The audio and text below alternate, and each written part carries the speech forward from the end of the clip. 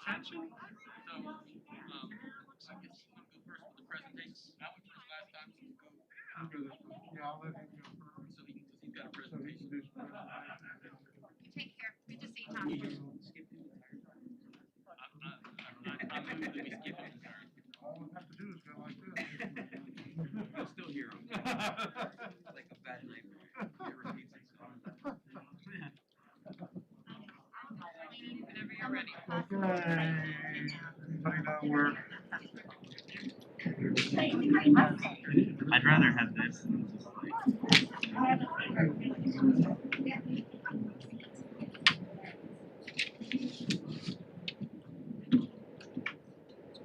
Good evening, everyone. I'd like to go ahead and call the Osceola County School Board meeting to order at 5:30 for Tuesday, February 16th. Welcome, everyone. If you would, please silence your cell phones. And we begin each meeting with an invocation, which will be led by the Imam from the American Muslim Leadership Council, Dr. Patel. Pledge of Allegiance. Be Mr. Scott Clark, our Director of Media and Instructional Technology, followed by our national anthem, which will be on video, I think.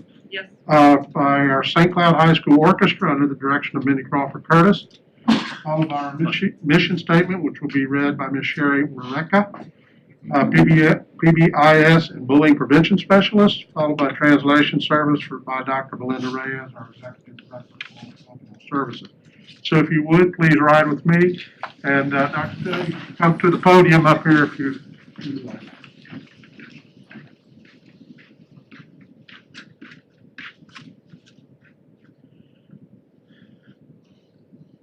O Lord, O Master of the universe, the creator of the heavens and earth, with your love and with your compassionate love for us, we are here today to show that love to our families, our children, first responders.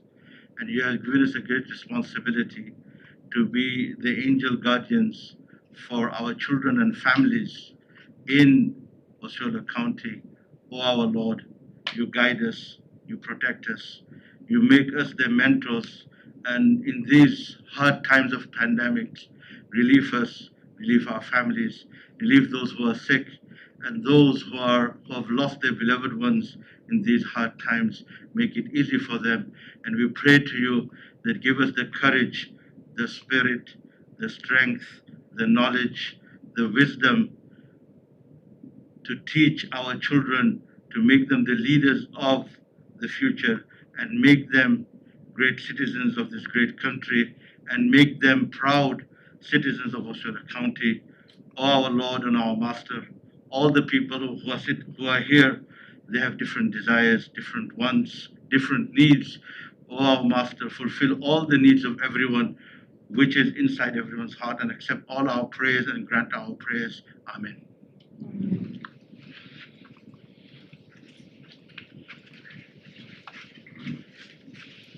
I pledge allegiance to the flag of the United States of America and to the republic for which it stands, one nation, under God, indivisible, with liberty and justice for all.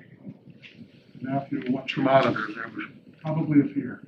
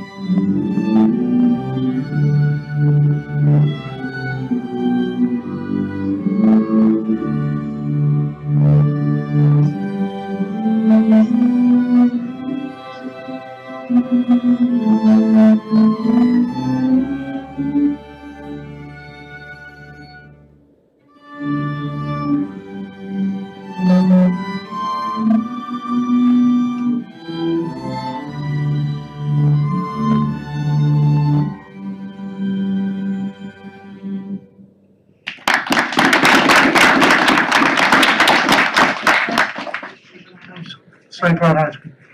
Oh. You may be seated, well. Inspiring all learners to reach their highest potential as responsible, productive citizen is the mission statement for Osceola School District. Thank you. Thank you. Reyes? Good afternoon, everyone. My name is Belinda Reyes, and I am here to provide translation services. Buenas tardes a todos. Mi nombre es Belinda Reyes y estoy aquí para proveer translation. Thank you. Brings us to our comment section from the board. Ms. Melendez, we will begin with you, and I think you have a presentation or something you would like to do. The floor is yours. Thank you, Mr. Chair. As this is Kindness Month, and we're gonna have a resolution on that. I really appreciate everything that the district has done, during COVID-19. Because people have gone above and beyond what we expect of them to really bring it home. So at this time, I would like to announce Deputy Pavone and folks from Parkway Middle School to come up here to the front.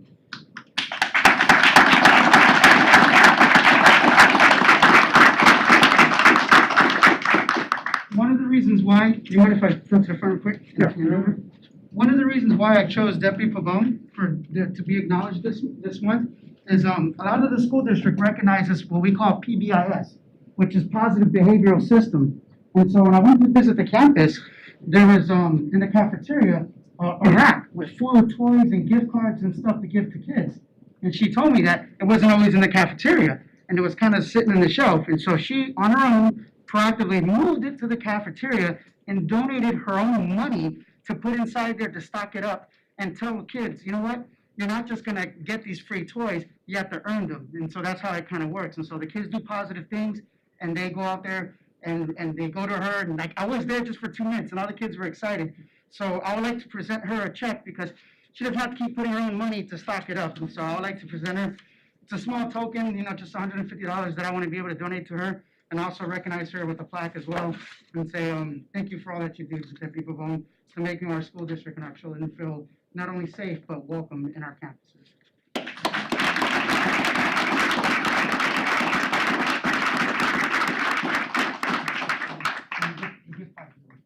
Thank you. Thank you, Major Weiss. Thank Anything you. you want to say about her, since you know her too? Certainly, Deputy Pabon is, she's the epitome of what an SRO should be. A lot of people, as many of you know here, they do so many different things in the school system. And certainly she epitomizes that every day by helping students out in so many different ways. So we at the Sheriff's Office are proud of her, and I'm not surprised at all. Thank you very much. Great job. I think we've got Dana.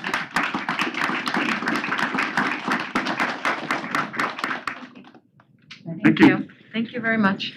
Now, our next program is Hart and Sullivan Elementary. You guys go on up here, please. All right. Now, the interesting thing about Hart and Sullivan Elementary is they have a sign language program for those with a deaf and hard of hearing.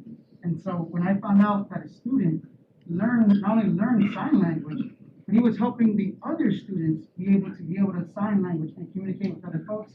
So I got their parents up here.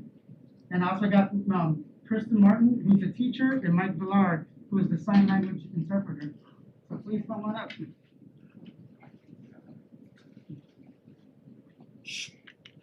Ms. Corbett? Or the teacher, no, the teacher, they can say something. I told him that, since he's a little one, he's a little scared. I told him the dog could come with him. You want to explain what the dog is, Ms. Corbett? The dog is one of the educational assistance dogs that we use with our deaf and hard of hearing program to bridge the gap between our hearing and our non-hearing. And of course here, Ms. Kristen. So I'm not gonna make the little one say anything like that, but I just thought, again, it was something that was special that I saw, we talk about foreign languages. When children are younger, they retain their language more than when they were adults. So I thought it was special that we saw sign language interpreters go out here and do something wonderful. So I got a gift card for the little man. What do you say? What do you say? Look. What do you say?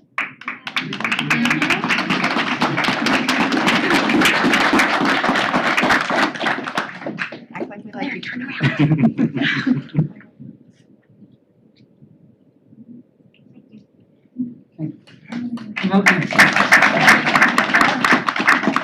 the last one is my teacher from OXA. Did he show up? I don't know if she wants to walk herself. Oh, yes? Okay. Yes, Mr. Crane? Oh, no, Mr. Captain. Yes, come on up, there you go.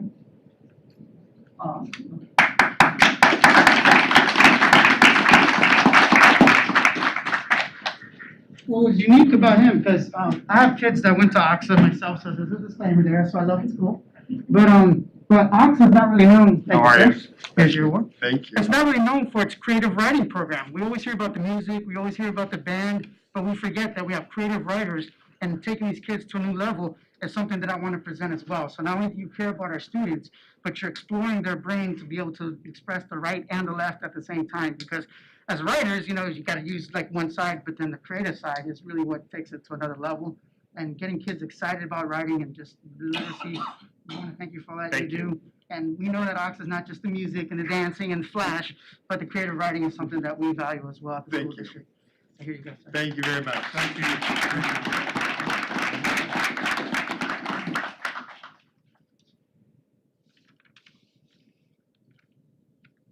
Thank you. That's the last one. Do you have any other comments, Ms. Shinn? No, I'm fine. You guys are good enough. Ms. Castillo? Oh, boy, I get to follow that. I don't have any awards, but I do have some thanks. That was great, Mr. Melendez. We should probably implement that ourselves to be able to just give thanks to the people that we find to be very helpful. That was amazing. Thank you for bringing that up today. So just a simple comment. I attended the SAC meeting at OHS, and I just wanted to thank them for letting me crash their meeting and learning more about what they're doing in their schools, as well as allowing me to be their advocate for certain issues as well.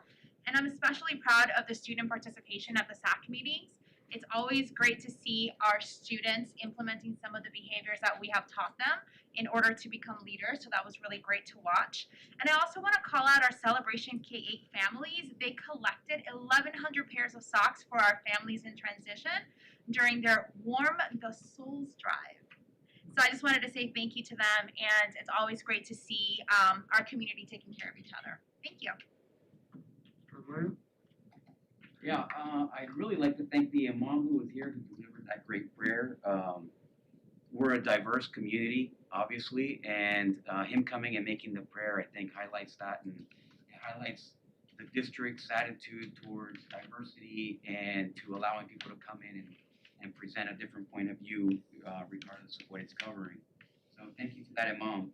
I also want to thank the teachers and staff at Liberty. I went to a staff meeting there, and that was very enlightening. I know that they're working really hard at that school, and I expect great things from Liberty in the future.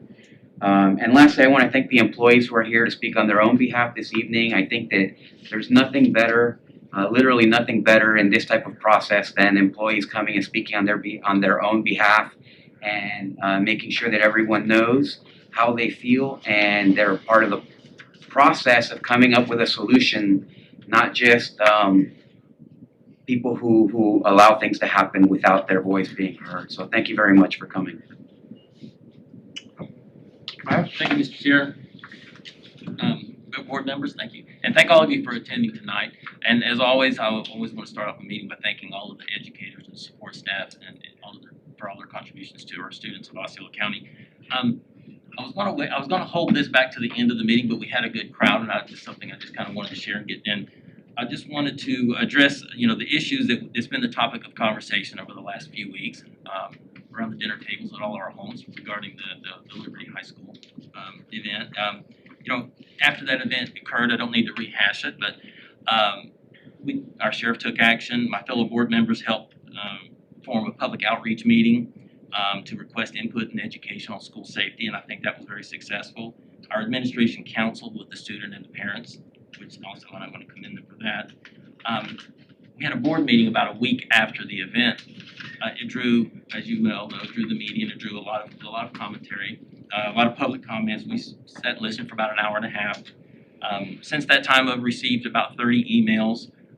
Most all of them is a form email generated from a specific group and distributed nationwide. So the emails that we've been receiving have been from not here. They've been from Portland, from Massachusetts, from all over the country.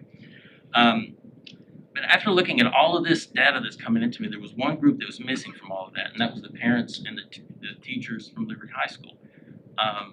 We listened for an hour and a half, and I think we had one student, a former student from Liberty High School. So maybe that means nothing. Maybe they were just afraid to come forward. I really don't know. So I wanted to find out if it was truly systemic as people were making it out to be. So I reached out to all of my principals in District 5, and I've got 3 high schools in District 5, just to find out, get their take on it. Is there any improvement that we can make? Or do they agree or disagree? And I either spoke to them personally or received commentary from all of them. And I don't want to, for sake of time, I don't necessarily need to read all of their comments, but I've taken quotes from each of the responses that I would like to share. One of our principals says our SRO is tremendously helpful, not only to me, but the students, staff of our school. Our second principal says he's privileged to have such a wonderful, supportive SRO on campus. I hope our district continues to place trained professionals. Principal number 3, our senior SRO has been a valued member of our team for over 10 years. The number of incidences that have been avoided due to students feeling comfortable talking with him is immeasurable. The list goes on, but every single principal in my district was just commending their SROs in all that they do with students. The only negative, and this is going to be kind of not a comical negative, kind of somewhat of a comical negative. My son, as I've told you, was a dean at Arcousia Middle School, and I can talk more candidly with him. And I asked him, I said, "So what is your take seriously on your SRO?" And he kind of chuckled. He says, "Well, sometimes the kids are late to class." I said, "What do you mean?" So our SRO is a big guy. He keeps a pocket full of candy, and he walks around and just looks at the kids, and he walks up to them and holds his fist out for rock, paper, scissors. And the kids just love it, and they're standing in line, and they're wanting they're embracing. He just got such a good rapport with the students. So I know that there are people that, ladies and gentlemen, these are the people who are the voices of our children, who are watching over our children. And collectively, they all have decades of experience, both as educators and administrators, and I do respect their opinions. But I know there's going to be people out there that say, well, there's biases between the principals and the SRO. So my one last avenue of research was I wanted to look at other districts and see how they operate and how they follow the Marjorie Stoneman Douglas Act. And I didn't realize we were going to have actually a speaker here discussing that tonight. It was just odd it happened that way. But the Coach Aaron Feist Guardian Program was established in 2018 under the Marjorie Stoneman Act. And that's an important date, by the way. So Florida currently has 43 counties that participate in the Guardian Program. Some school districts have formed their own school police force, and with some having to campaign for property tax increases just to pay for that.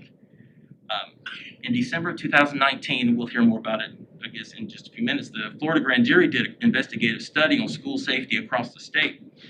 The grand jury found that the districts have either been proven either unwilling or incapable of rationally implementing what was no doubt a well-intended legislation, and it's time to rein in the runaway stagecoach. The grand jury also said that some school districts have been avoiding reporting crimes, including some very serious crimes to the state or local law enforcement. Physical attacks on teachers become disturbances, large brawls become minor fights. This has led to tragic, though predictable, results, just as school resource officers, I'm trying to read verbatim here so I don't misquote it, can hardly be expected to act as a substitute teacher. Administrators and educators should not be making the decisions about what kind of activity warrants law enforcement involvement. The problems appear uniformly, more commonly, and more dangerous in districts that seem to share some things in common. Large student population, appointed superintendents, and most conspicuously their own district police departments with a chief who reports to administration. This became such an issue in Duval County that just 2 weeks ago that the chief of police for the school police force had to resign just for lack of reporting. And what really raised my attention, board members, and it should you too, the grand jury made the following recommendation, and I guess this report just came out not just very recently. The FDOE should have at its disposal sanctioning authority sufficient to coerce school districts to comply with these state laws when necessary, which may include withholding state funds, fines, censure, referral for criminal charges, and/or the removal of recalcitrant school officials. So that's to say that they're upset is really an understatement. Just in closing, I want everybody to understand, tangible items or events are easy to record. For example, you can record how many accidents occur on a busy roadway just from speeding. But what happens when law enforcement are sitting on the side of the road? We slow down. We do. We all do. How many accidents are avoided because of their presence? It's hard to tell. We know it's a tangible number, but it's hard to measure. It's the same on school campuses. Combined with the relationships that these gentlemen develop with the children, how many events are avoided just due to their presence? Friends, we all watched a video, and it was not easy to view. If you're a parent, you're just a human being. It was not easy to watch. But we quickly turned judge and jury and many turned to judge and jury and called for the dismantling of a program. If this was truly a systemic problem, it would pop up in different schools. In my opinion, the most important group of people that we need to be paying attention to are not in here, and they're not behind the television cameras. They're sitting right here. The student, the high school student that came with us for the second week, discussed mental health issues that we need to address. So I know it's a little long-winded, and I apologize for taking up the time, but I just felt that it was important, and I want to thank all of our SROs and all of our schools for all of your contributions. Thank you. Price? Thank you. Nothing, sir. Robert, I was going to speak on that, and there's nothing I can say that you did not very eloquently. Want my notes? Put it in the record twice. I agree with all of your comments, and I appreciate you bringing that up. Very well thought out. And Dr. Pace, just want to thank you and your staff for the help I received on questions on the agenda last week, going through that. So it's very helpful for me for the meeting, and I appreciate the time and the effort that takes. With that will conclude our comment portion, and we will move on to presentations. Our first presentation will be adoption of proclamation, Kindness Month, February 2021. Sherry Director. Taking over the agenda tonight, Sherry. Thank you. So, during the month of February, several years ago, we decided to focus on Kindness Month. I hope our schools, and I think most of our schools do focus on it throughout the year, but we just like to place an extra special emphasis. So I'm privileged today to have a very special guest with me. This is Ashai Wilson. She's a 5th grade student at Michigan Avenue Elementary School. And so she is going to read our Kindness Proclamation.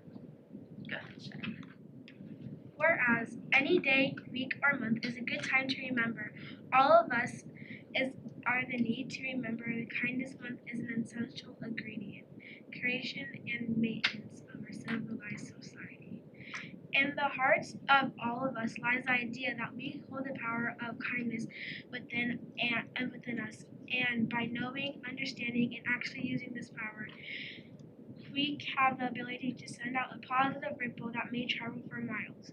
And throughout random acts of kindness, we can promote healthy behaviors and positive attitudes within our school. We seek a culturally caring kindness to compassions within our school and communities throughout our staff, students, and teachers to teach them to make a difference throughout random acts of kindness. Now therefore it resolves that the School Board of Osceola County, Florida proclaims the month of February 2021 as the month of kindness. So moved. Second. A motion by Ms. Castillo with a second by Mr. Bass to approve the proclamation. Any further discussion? Any comments? Great job. Great job. I want her picture on the poster.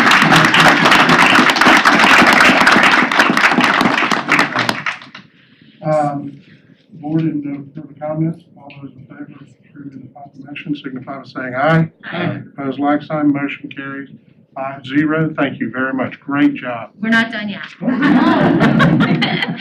I told you were taking over the agenda. No, Ashai is going to. So at her school, they have started an initiative where it's kind of a game with their staff, and it's called Tag Your It. And so she would like to challenge all of you to do the same. So she's gonna pass out some cards for all of you. You good? You come on up here. You go there. They'll be good. She has it, she can do it. So basically what it is it's a card, and so we would challenge you to get tagged with a random act of kindness. Then you do a kindness act to someone else and give them the card, and then the idea is to continue the kindness and spreading kindness. Very good. Very Great.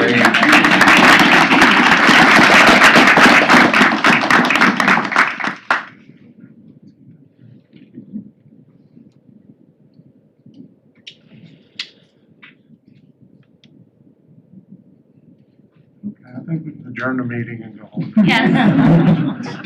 Second. Thank y'all very, very much. Next is our proclamation for Digital Learning Day 2021. Mr. Scott Clark, are you there? Hi there, good evening. And it's interesting, you know, we're going to recognize Digital Learning Day on February 25th, 2021, but this year, I can honest to God say that every day has been a Digital Learning Day of some kind. And a matter of fact, we normally bring students here to read live, but tonight, we've got special guests that did a recording on Flipgrid for us to use. Now, Flipgrid is one of those tools. We broke Flipgrid this year for our open house for all the parents. We had so many people hit and use it. They know our district at Microsoft and Flipgrid because it broke. But tonight we're going to use that as well to start our proclamation. And please follow along. Help us make a difference in the future of education by pledging your support February 25th, 2021 for Digital Learning Day. In today's interconnected world, the way students learn is increasingly reliant on digital technologies. Boy, that's an understatement. This doesn't just mean having the newest resources and gadgets. It means fully integrating digital learning throughout the entire educational experience. In order to fully prepare students for success in college and career schools and libraries everywhere, they need to embrace digital learning. We can't prepare every child for the digital future without your support. Help us build the wave of innovation by supporting Digital Learning Day and ensuring that every child has the opportunity to learn in an innovative and digital environment. And we're going to have our students read the rest of the proclamation.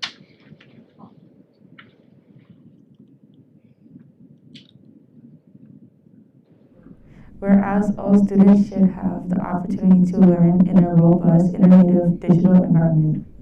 Whereas digital learning promotes the effective use of technology to fully prepare students for success in college and career. And whereas all students must be prepared to be responsible digital citizens in a global society. And therefore, we, the School Board of Osceola County, Florida, do hereby proclaim February 25th, 2021 as Digital Learning Day in Osceola County and recognize the efforts of classroom teachers, administrators, parents, and community partners to provide students with digital learning opportunities. So turn it to you. Thank you. So moved. I have a motion by Ms. Castillo with a second by Mr. Melendez. Board, any comments or questions? Hearing none, all those in favor of the motion signify by saying aye. Aye. Opposed, like sign. Motion carries 5-0. Mr. Clark, thank you and your team very much. Thank you.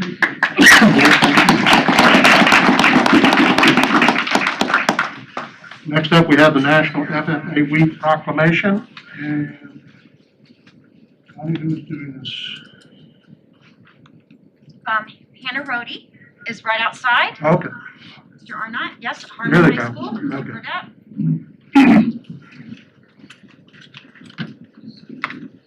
Good afternoon, board, colleagues, and Superintendent Pace. Future Farmers of America is a national youth organization with the focus on leadership, personal growth, and career success. Annually, FFA designates 1 week in February as National FFA Week. FFA chapters build interpersonal skills, communication, collaboration, and awareness of the importance of global agriculture. Throughout the year, students members discover their talents and passion through hands-on experiences and community involvement.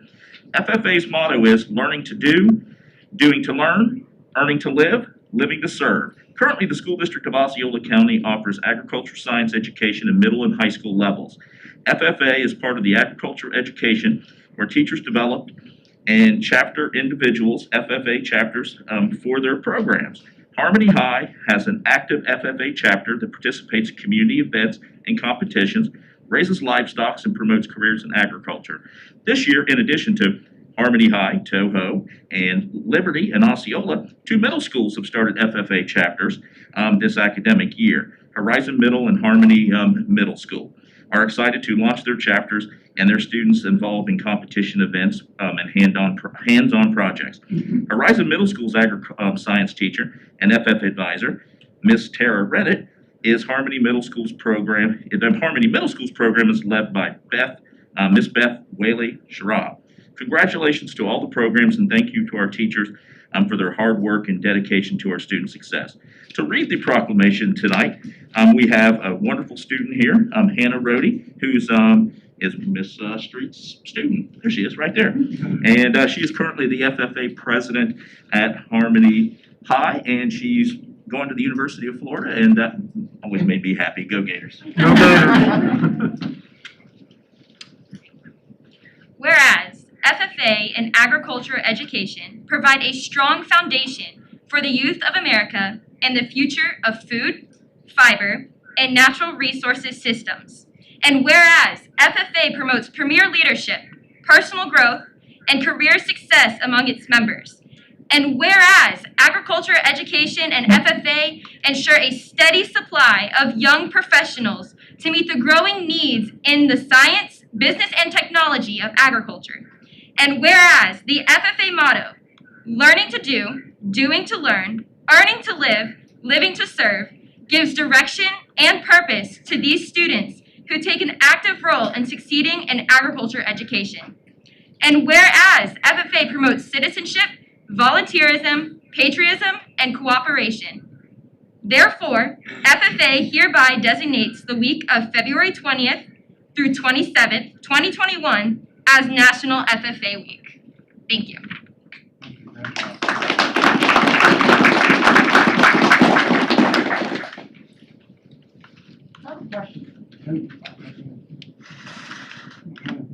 Yeah, do they maintain the gardens? Because I know when we did our community engagement focus groups, everyone kept saying, we want a garden at our school. And I thought it'd be kind of neat, talking about growing. What if they can maintain gardens and like grow different, I know there's different seasons for different things. I just thought, what a nuts one. We actually have a greenhouse and a citrus grow at Horizon Middle. It's in a little bit of disrepair because the teacher left and the new teachers come into the program. But several of those programs, and Neo City has the topiaries. Each group does a little bit different. Right now, Ms. Street and Hannah and the rest of the FFA group has been very, very busy across the street at our fair and rodeo. Last week was hogs and goats. This week is lambs and cattle, right? And we have chickens and all kinds of other things going on, baking, sewing, art. So lots of student representation out there, and I hope members of the board and certainly members of the community will take advantage of Rodeo Day this Friday to visit the fair and the rodeo and see a part of what makes our heritage special and what these kids are talking about and all that they learn from it. Our Harmony chapter steer goes tomorrow up to the fairgrounds.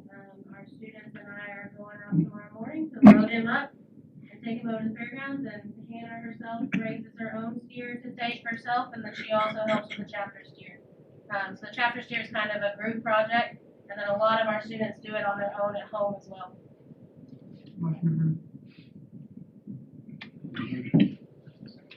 A motion by Mr. Melendez to approve with a second by Mr. Arguello. Any other further comments or discussion? I'm just going to pile on to Dr. Pace. I was actually over there between the workshop and the board meeting for a few minutes as the lambs were coming in.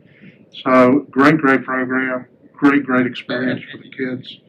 We're going to have, this isn't invited to, I invited these turkeys up here, but the building that we built at the on the baseball field, as you know, we purchased a hog from their chapter last year, and that's what we're going to serve in the barbecue that you've got the invitation to. So, I love these. So thank you. Great job too, Hannah. Any other further comments? If not, Good luck with your sales this weekend.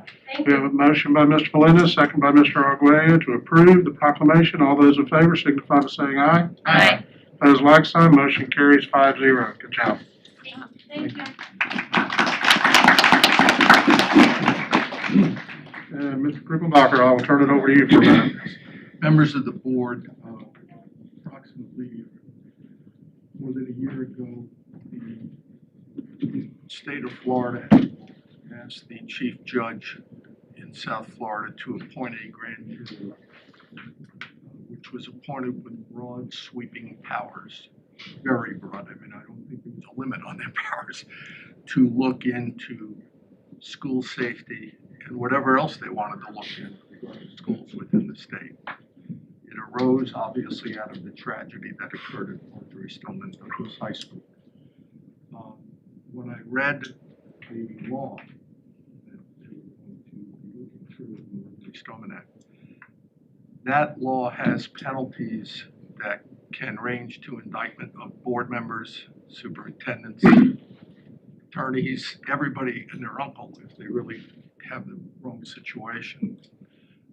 With that, at that time, I recommended to the board that we have a criminal counsel, because it's a criminal set of facts going on, to guide and advise, because that is the prudent thing to do when you have a grand jury, and that is not my specialty. The board, with the chairman's recommendation at the time, agreed, and we retained Warren Williams. Warren is here tonight. Warren, so you know, is chairman of the Florida Bar's Criminal Law Section. He is one of the most respected criminal defense lawyers in the state of Florida. God willing, we don't need to use him. But he engaged on day one with us in responding to a number of subpoenas that were issued to all school districts and making sure that we were complying with every I and dot that could come up. So in talking with Dr. Pace, she thought it would be a good opportunity to have Warren brief you, as the grand jury has issued 3 reports. Warren has copies of them for you. And he will talk and give you an update with that, Warren. From here? Could a speakers pick him up from there? Probably go to the Yeah, podium if if you you don't wouldn't mind, Mr. mind. Lindsay. We're happy to take the documents. Give these to. Thank you so much.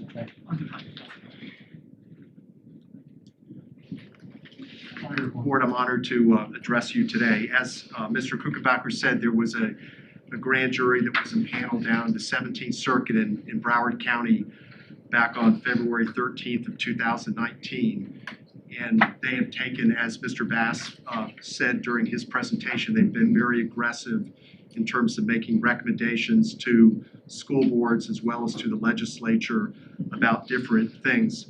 What I provided you, just so you, I think it's worth a read. It doesn't take long, but I provided you copies of the 3 interim reports of the grand jury. The grand jury last supplied a report on December 10th of last year, and it is the most detailed of report. And as Mr. Bass had quoted from it, but I think it's an essential read for every board member that sits on a school board in the state. The good thing is the grand jury is almost done. So they're going to be finished. They conclude their work on April 17th of this year. Some of the things that, again, were touched on by Mr. Kuchenbacher and also Mr. Bass is in no particular order. One of the things that they've strongly recommended is that school boards do not have their own police departments. I didn't even know that there are school boards around the state that have their own police departments. They feel strongly, based on evidence that they received, that this creates a conflict of interest. And if you don't have an independent look at different activities, as was quoted by some of the things that Mr. Bass said. Of course, Osceola County uses the sheriff's office and I guess the Kissimmee Police Department, the St. Cloud Police Department, so that is in line with what the grand jury has recommended. The grand jury is also, the grand jury is very strongly in favor of school boards looking at the number of SROs that are in the schools. Right now, there's minimum standards where, literally you could have maybe one SRO in a school where there are 2,500 students, and in another school that there are much lesser students. Or you could have one SRO in a school that has no problems with issues with students and histories of CESA reports. And so they strongly recommend that school boards look at the allotment of the number of SROs that are in the particular schools. They were very, and Mr. Bass very correctly commented on the grand jury basically castigating school boards for not following the CESA report requirements. And these are the reports that if there is an incident that is criminal in nature, that it has to be reported on forms that the school board has. And John Boyd, is doing a great job for you, as is Deborah Pace, to make sure that that's in compliance. But they were almost, when you read the report, they were almost, the grand jury were almost sarcastic about how they responded to that. School boards are, according to them, are reluctant to provide neutral data. They don't want to make it look like the schools are dangerous for different reasons. So one of their strong recommendations to all school boards, including our school board, is that we make sure that we file these CESA reports. When in doubt, file a CESA report no matter what, and to do it right away. The good thing is that, again, Mr. Bass hit on this, is that there's certain school boards that have been in the target of the grand jury. One of them was Duval County, because Duval County would, according to the grand jury, would sugarcoat the number of incidents that were occurring in schools involving potentially violent incidents. And so that's something that all school boards need to look at, and I think it's very good that you all, under the leadership of Superintendent Pace, are involved in self-introspection and looking at those things.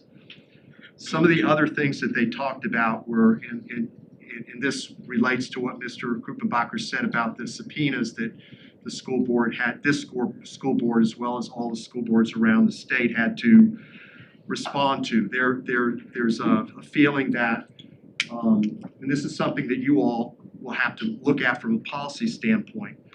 One of the things they commented on is the issue of the way money is spent. They were very critical of, this is just their opinion that you all can reject, but it was their opinion based upon the evidence that they took, that school boards should not use internal operations to do building permits, temporary building permits, or permanent building permits. And that's something that you all would have to talk about. They feel that they were, for some reason, they were very, very strong on that. They think that inspections of building construction, which is very common with school boards, should be done by a municipal or county business or inspectors instead of internal ones. So that is something. One of the things they commented on when they were talking about the SROs and everything is, in their opinion, as you'll read in the report, they feel, and this is maybe very negative of them, that there's going to be other shootings like occurred at the Marjorie Douglas High School, and that one of the reasons why we haven't seen that is just because of COVID, because kids are not in school. So they were stressing to be, very, very vigilant on that. The other things that they talked about that you'll see in there is issues about mental health and making sure that that students that, like the student that did the shooting down there, are detected if possible early. They acknowledge that the laws, because of privacy concerns and medical requirements, HIPAA and different things like that, that it's really hard to have a centralized registration type of a program to detect those things. But nevertheless, they're going to make recommendations to the legislature. Those are the requirements. Those are the general areas that they had spoken about so far. And like I said, you know, objectively, not one of the things they said is that we all tend to want to give ourselves high fives and not necessarily be self-critical. But I can say that from everything I've seen since I've been involved, that Superintendent Pace, Fran Krupenbacher, your incredible staff, John Boyd, are doing a very good job and are exceeding what other school boards around the states are doing. And I think that when the grand jury finishes in April, that the Osceola County School Board will be looked at as one of the school boards that is a safe place for students to attend, and that has a leadership both with the board as well as with the administrative people that are doing a great job at protecting students in their community. That's all I have, unless you all have questions. Just for the benefit of the board, I think the board should take great pride. When we would get these subpoenas, we were literally the first district to provide them all the data because we had it already done. We were doing what they were asking for. And that's a credit. I think that Dr. Pace and John Boyd worked very hard supporting this effort. But when you get told that, you feel good, as opposed to districts that were, we need another 30 days, we need another 60 days, and you know they're looking, oh, why do you need more time? You're supposed to have all those reports. That's true. That's true. Yeah, we complied quickly and fully. I've heard from people that were involved in the grand jury, prosecutors that other school boards did not have records, that they were dilatory or just non-compliant. But again, your superintendent and her staff did a great job and a complete job and a very professional job and timely job in complying. Mr. Lindsay, thank you very much for coming. I think we got a couple questions. Okay. Okay, Mr. Melinda. I just have a basic question. Yes, sir. In for layman's terms out there, I understand like when an event happens, we when the commission makes recommendations like the Marjorie Stoneman Douglas 9/11. What exactly is a grand jury? And like, because I always think of a jury like somebody got sued and there's a jury and they make the deliberation. So just for the layman, what exactly is a grand jury? That's a great question. This grand jury is kind of far-reaching, kind of like what Mr. Bass said.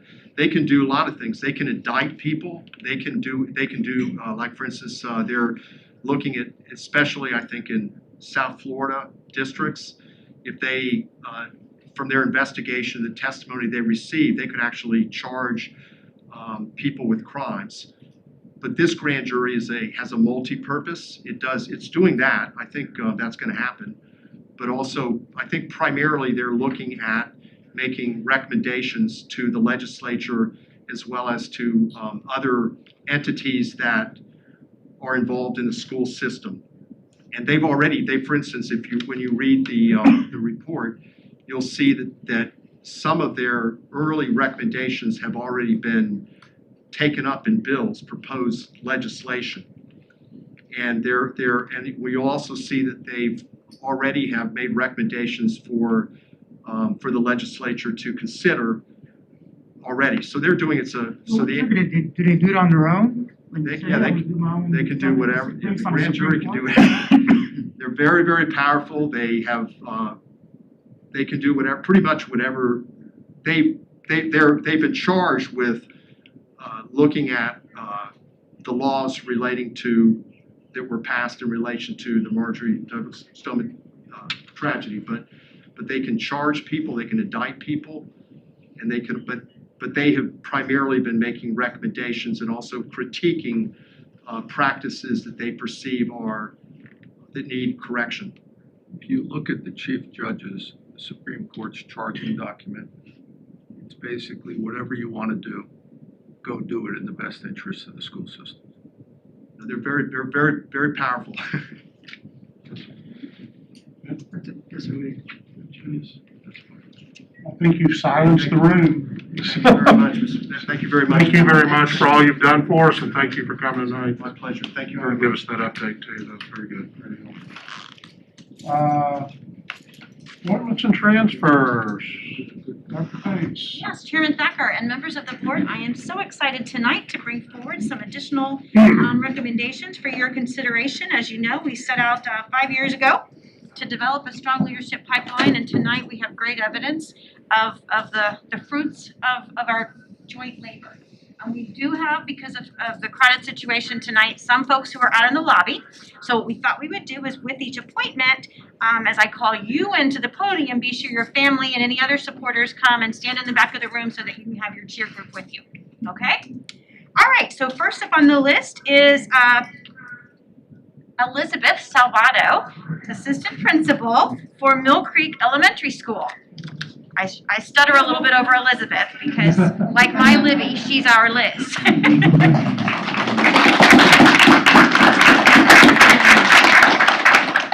Elizabeth Salvato has been a teacher at Lakeview Elementary School starting in 2001, a teacher at Parton Settlement, a literacy coach at Lakeview Elementary School, a K-12 district PLC resource teacher, an elementary curriculum resource teacher, and most recently, our new teacher lead mentor, along with Ms. Derricks and Heidi.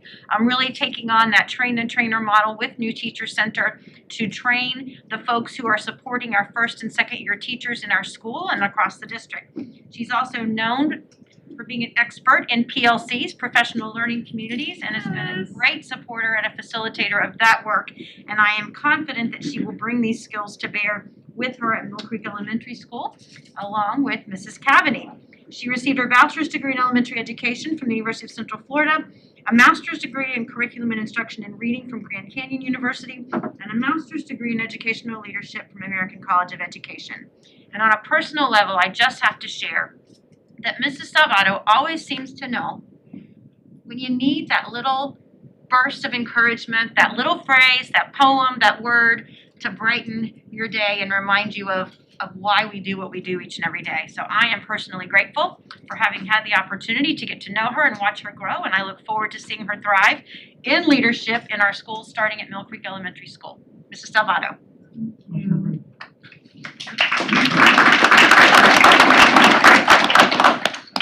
Got a motion by Mr. Melendez, with a second by Mr. Arguello to approve. Board, any further discussion?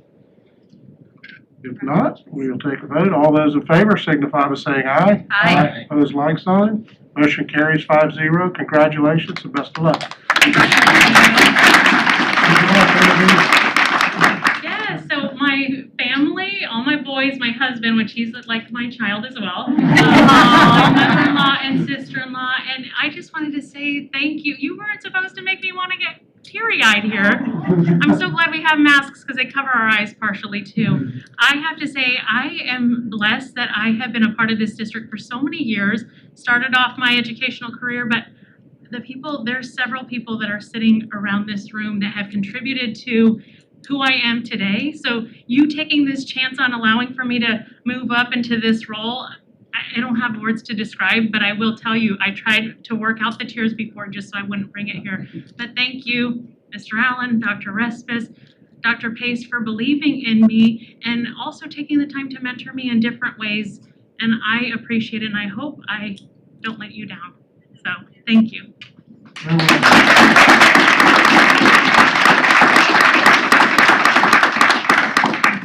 And next to the podium, I will invite Mrs. Amanda Soto.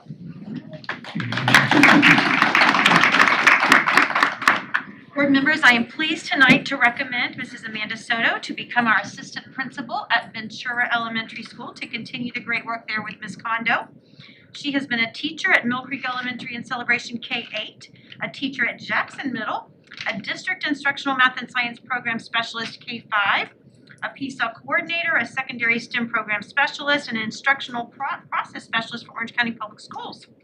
And she was the math and science coach at Ventura, and then has been the district resource teacher for English language arts for the Osceola School District.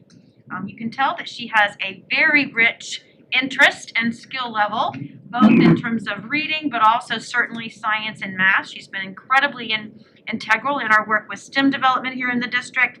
She received her bachelor's degree from the University of Central Florida, her educational leadership certificate from Stetson University, and a master's degree in applied learning and instruction from the University of Central Florida.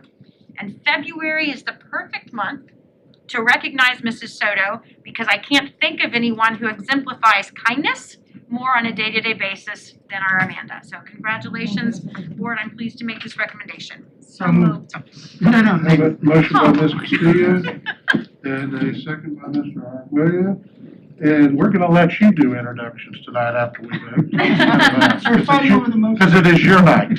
So, any other comments before we have to take a vote? We have a motion by Ms. Castillo, second by Mr. Arguello to approve Ms. Soto. All those in favor signify by saying aye. Aye. Opposed, like sign. Motion carries 5-0. And now you can do introductions. Well, thank you. I'm fighting back the tears now too, so thank you so much. So thank you, board, Dr. Pace, Dr. Restus, Mr. Flowers, Mr. Allen, and Dr. Evans. Thank you, Darren, for being here. I'm so happy that your schedule worked out, so that was really special for me. I'm beyond excited to start my leadership experience at Ventura Elementary as a Tiger with Principal Kondo. I wanted to thank everyone by name, but I would be here all night. And if you don't believe in educational guardian angels, you should, because there's some in this room that have known me from when I started teaching at Mill Creek Elementary and have empowered me to be here right now in front of you at the capacity that I am. A few weeks ago, a NASA systems engineer was a live teams event that we had for our students in K-5 Elementary. He worked on the team that landed Curiosity on Mars, and he's working currently on the team that's landing Perseverance on Mars in 2 days, 3:30, so mark your calendars. So I feel like I'm the rover tonight for 10 years in the making, but my landing is actually tonight, so I be Perseverance there. Together we go far. I did not make that. That is actually Peloton's slogan, and those that know me, I love my Peloton. So, however, their slogan is perfect in every way. It does take a village, and I know you all know that. I look forward to working with Principal Kondo to further the dual language program, to support all our learners at Ventura, and to support the community there as well. So together, we will go far, and I can't wait to roar as a tiger starting tomorrow. So thank you all so much for your time.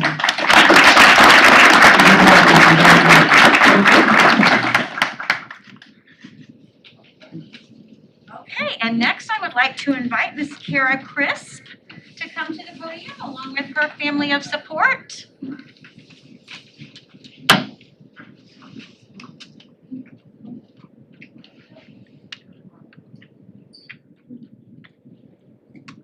Step right on up, Ms. Crisp.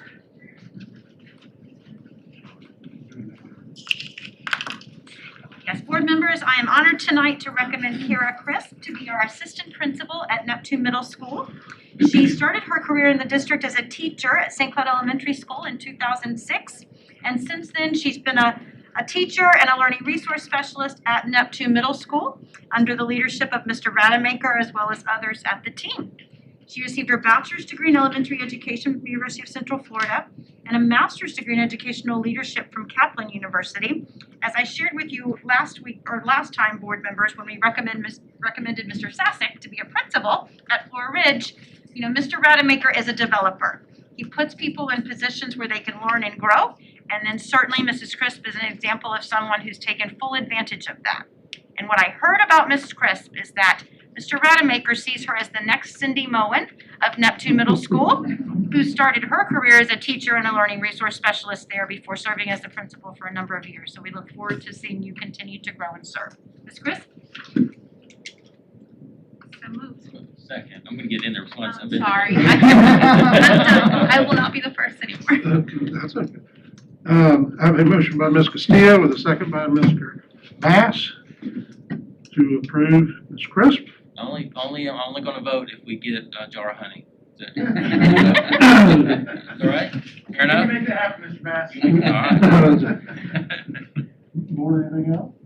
I have a motion by Ms. Castillo with a second by Mr. Bass to approve Ms. Crisp. All those in favor signify by saying aye. Aye. Opposed, like sign. Motion carries 5-0. Congratulations and good luck. And if you'd like to.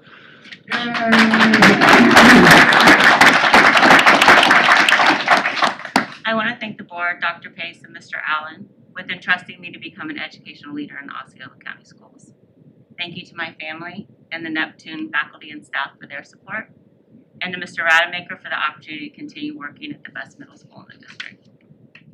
In my new role, I look forward to working every day to continue the tradition of excellence that is Neptune Middle School. Thank you all. Thank you.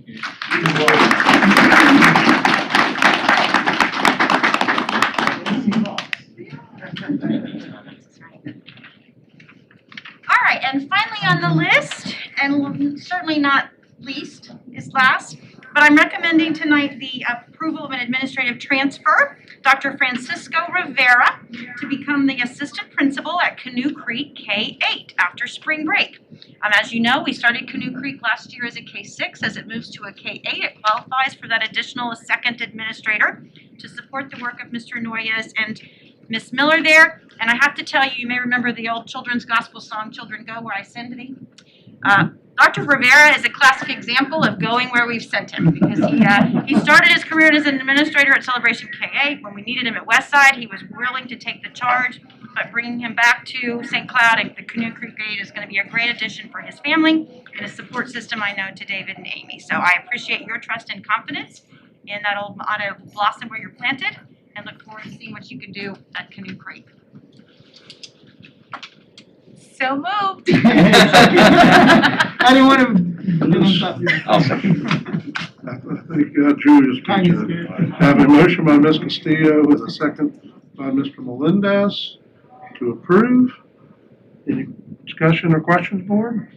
Hearing none? Oops. Yes, hearing none. All those in favor signify by saying aye. Aye. Opposed, like sign. Motion carries 5-0. Congratulations. And if you would, you can speak or introduce your name. First, I want to say, thank you to the Warrior family. I've been there since the summer and it's been incredible. I have our principal here, Ms. Ray. She's just been really so supportive, a mentor, and I know that eventually, whenever I become a principal, she's going to be there for me, having my back. Like always, I have an incredible support system. My parents, God bless them, they help us so much. And my wife, the biggest cheerleader. She just has my back 100%. And she's always there. And my kid just is that fuel that, that gives us that fire to wake up every single day. As bittersweet as this is, because I really love my K-8 Warrior family, I'm really excited to join Mr. Noyes and Ms. Miller. And I guess as of March 22nd, I'll be an Eagle. So I'm excited about that.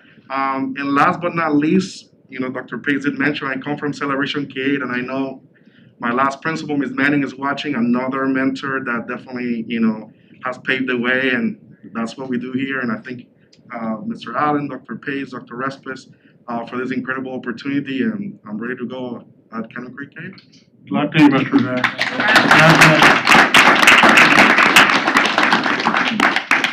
Dr. Pace, does that conclude? Concludes our administrative appointments. I have just a few comments for our back to school update when you're ready. Go right ahead. All right, perfect. Just to give everybody an update, we are currently now at 72.1% face-to-face and a flat 28% digital, so we are still seeing a small number of students come back. The most encouraging thing is that attendance is improving for both our face-to-face and our digital learners. We're at 92-point-something% for face-to-face and 91% for digital. So I think the outreach that our schools are making to make sure we're engaging kids, getting kids in the building who need it to be successful, are being successful. Are really, really working, and I'm excited about that particular piece. Just a couple of other things. In addition, last week we concluded February's second count of the school year. I am pleased to share with the board we are actually 623 students more in district managed schools since October. So we've gotten 623 students back into the building, which I think is also a good sign for the healing in our community and the outreach of our schools. Charters are down just 50 students overall. The family empowerment vouchers went down about 52 students. So overall, the district is up a little over 522 FTE.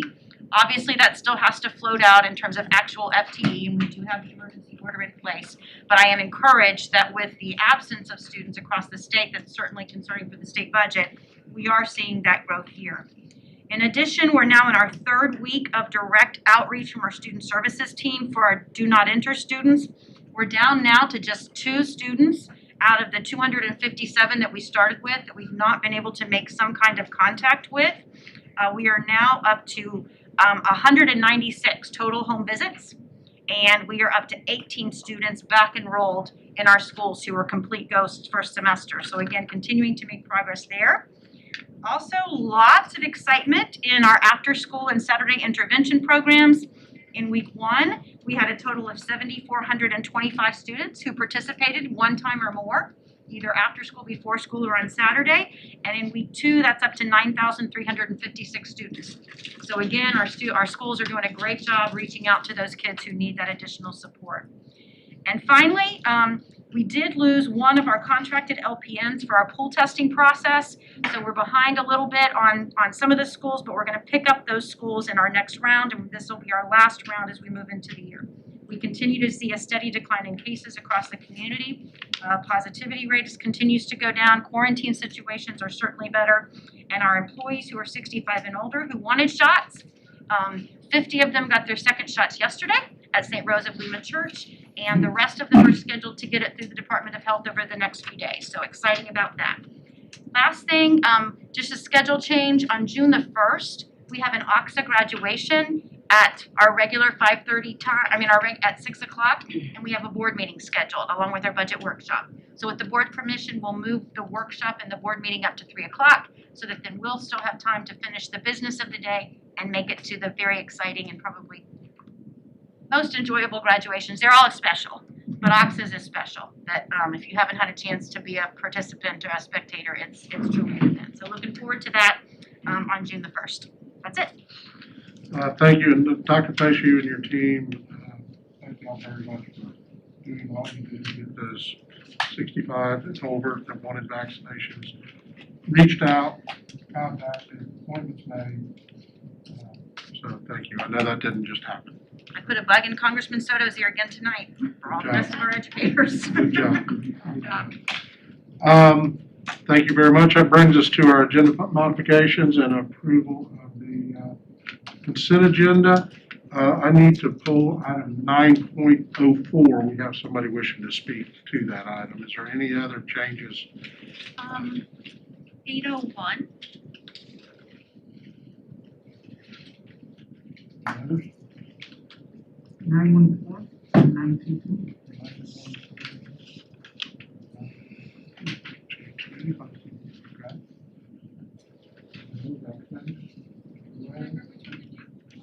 Me? 9.04, there's somebody wanting to speak on it. I was gonna pull some of these, but just to make my comment during the consent process. That's okay with you. Yeah, you're gonna make like an overall comment on it? Right. Okay, good. Okay.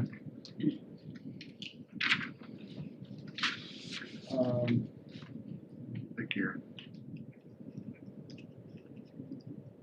I think you're gonna need to make the comment before we vote on it. So as soon as we get a motion to change the agenda as we just did, then you can make a comment. To make modifications to the agenda pulling, I can't remember verbatim. I'll help you. 8.01, 9.04, 9.14, and 9.2. Yeah, what he said. Second. I have a motion by Mr. Bass with a second by Mr. Arguello to approve the agenda and consent agenda with the removal of those 4 items. And I believe you have a comment, Mr. Arguello, before we take this. Yeah, so from 9:16 to 9:21, I had questions. Thank you, Dr. Pace, for answering the questions. I got that. Background information on some of these. A lot of these are continuing contracts. I think it's, in the future, it'd be great to get this background information earlier on. I asked for it late, so I know I don't give you guys enough time. I always, I've always turned in my assignments late too as a student. But maybe some of this stuff proactively, we can have the background information attached so that when I do review, I'm not putting a bunch of people to jump through hoops at the end of the night. And essentially, all these contracts are basically contracts that are potentially rise beyond $50,000.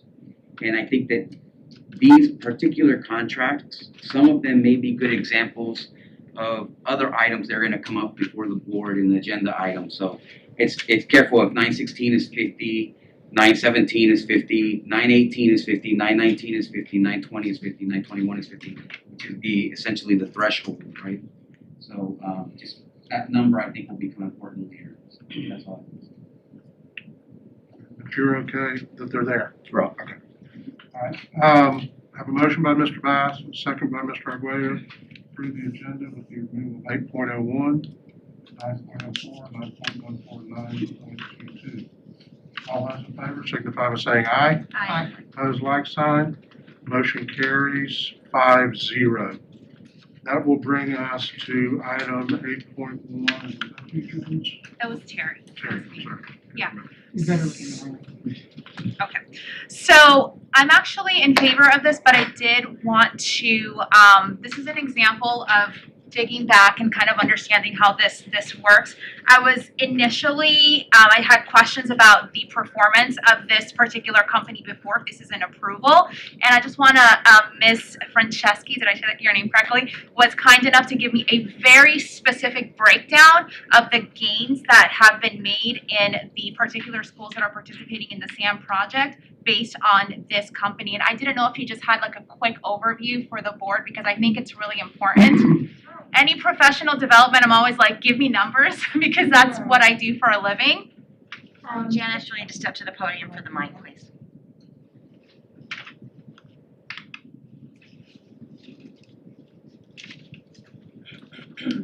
So, good evening, board.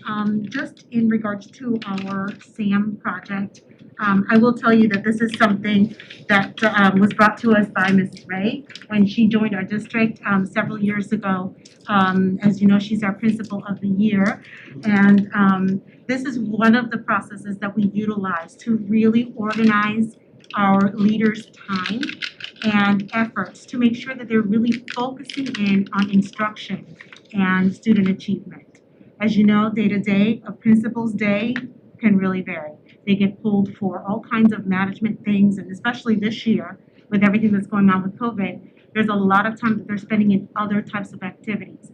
And it's not to say that those activities are not important, but certainly we want to make sure that their time is really focused on teaching and learning. So this particular program is a professional development process that has a unique set of tools. They utilize what's called a time tracker to track their time. And they meet daily with a SAM. And I'm actually a participant too, by the way. There's 2 department heads that are utilizing the program. So we meet daily with our SAM, which is someone that has been trained, to have a daily conversation with us about what we're doing day to day, how the day went, and what action items we need to take and decisions we need to make to move into the next day, so that we're tracking and moving our agendas forward. So I didn't know if you wanted to add anything to that. If you don't mind that I give her the floor. She's been phenomenal at utilizing that program. And the tool, you know, you think about just, it's this little calendar, and when I first saw it, I thought, gosh, I could do that in Outlook. It would be, but I can drill down to what teacher I've met with, the percent in a month. I can click on that bar. I can see what day it was, what exactly I did with them. So it tracks through the year the amount of time I've spent with teachers and the amount of time, you know, if I have a high bar, you know, those are my teachers that I'm really working with. And so when I have a teacher that isn't meeting performance, I can pull it up and say, here's everything we've done with you. And this is where it just helps those conversations. And ultimately it helps me ensure, just like a teacher has a lesson plan, it's really my daily lesson plan. And my SAMs, and sometimes I love her and sometimes I don't want to see her because they bug you a little bit. They do. But she asks me, did you do it? Yes or no, and then what are you going to do about it? Or what do you need to do next? And it just fills my calendar. So I can't say enough about it. Yes, sir. Does it actually have evaluations built in there? Like say you do your evaluations on your teachers, does it? It doesn't have the evaluation built in, but it allows for you to put notes and you know, information for you to follow up with the next time that you meet with that teacher or with that group of individuals. And it tracks the evaluation so that when I have my evaluation cycles, I put in whether it's an observation, a pre-conference, a post-conference. The other big thing is the feedback piece. It is either indirect, direct, or whether you're giving feedback. And so giving verbal feedback is really important, and it's increased my verbal feedback too. So I cannot say enough about it, enough that I begged to bring it with me from my other counties. So I'm really She saw thankful. that it was on the agenda today, and she's like, I volunteer to share some things with the board because I love it. So I wanted to give you a quick opportunity. Thank you. I also wanted to share overall, we have 9 principals and 2 district administrators that are on this right now that are utilizing this program. And we have seen initially our time that was spent on instructional time was at 35.45%. Okay. And at the end of last year, we get an annual review of all of the data. We were at 56.32%. So it's a gain of over 30 days where we're now focusing in strictly on instructional leadership. So I don't know if you have any additional questions, but Yeah, thank you so much. And I don't know if this might be a conversation for, I mean, it definitely is a conversation for later. I see that it is in a few schools, but with all of those gains and being able to bring our educators back to educating, I think that it might be a conversation where we might want to implement this in other schools as well. Not sure if that is the right time. We're approving this particular contract. Thank you so much for providing all of that data. I really appreciate it, and I feel very comfortable with approving this. So it's a motion. Yes, sir. Have a motion by Mr. Steele, second by Mr. Melendez, to approve item 8.01. Any further questions, comments? Terry, thank you for that. Was very good. Hearing none, all those in favor of the motion to approve 8.01, signify by saying aye. Aye. Motion, opposed, like sign. Motion carries 5-0. That brings us to item 9.04. I pulled this item, but I pulled it because we had a request to speak on this item by Omar Lebron. If you would, sir, come over here. You have 3 minutes. Give us your name and address for the record, please, and floor is yours. Located at 41118 West Vine Street. So we're a food service equipment dealer and supplies. So we just wanted to introduce ourselves to the board, and just we want to see how can we be set up as a vendor and just offer all our services over to the school board. Dr. Pace, can somebody help him reach out and give him the information they need for vendor link? Absolutely. Omar, if you don't mind stepping out for a few minutes, Ms. Cheryl Hood and Mr. Ed Parker are here from our purchasing department. They can share that information with you, and then we'll be happy to follow up with any questions that you have. Renewals come up. I know you have a renewal coming up now. Is there some opportunity for us to bid on that? I believe this ITN has closed. It's up for board consideration tonight, but certainly the team can talk through that with you, and it will depend on board action. Perfect. How do you get involved in that process? Thank you. Thank you. I had pulled this. Sure. Mr. LeBron, whose business, like he said, is on 192. You can stay in if you want to listen to this part. Yeah, Mr. stay LeBron. in. I feel about you. Interrupt you. I just thought, wait a minute, he wants to hear this. I just wanted to say it before he left. But Mr. LeBron's company they came down to Florida. They have a business in New York. They came down. They opened up shop here. It's on 192. It's near schools. They're a supporter of one of the schools in District 3 of Poinciana High School. Their kitchen staff. I am voting to I'm voting to keep this open, to say no on 9.04, so that this local vendor has an opportunity to get in, and they put the bid back out. So it's not really to hurt the other vendors that are on the list, but here's a local guy. He's a couple miles from a school. He helps the school out, and I think it's worth it. This is exactly the type of business that we want to support, and we want to keep local dollars in local hands.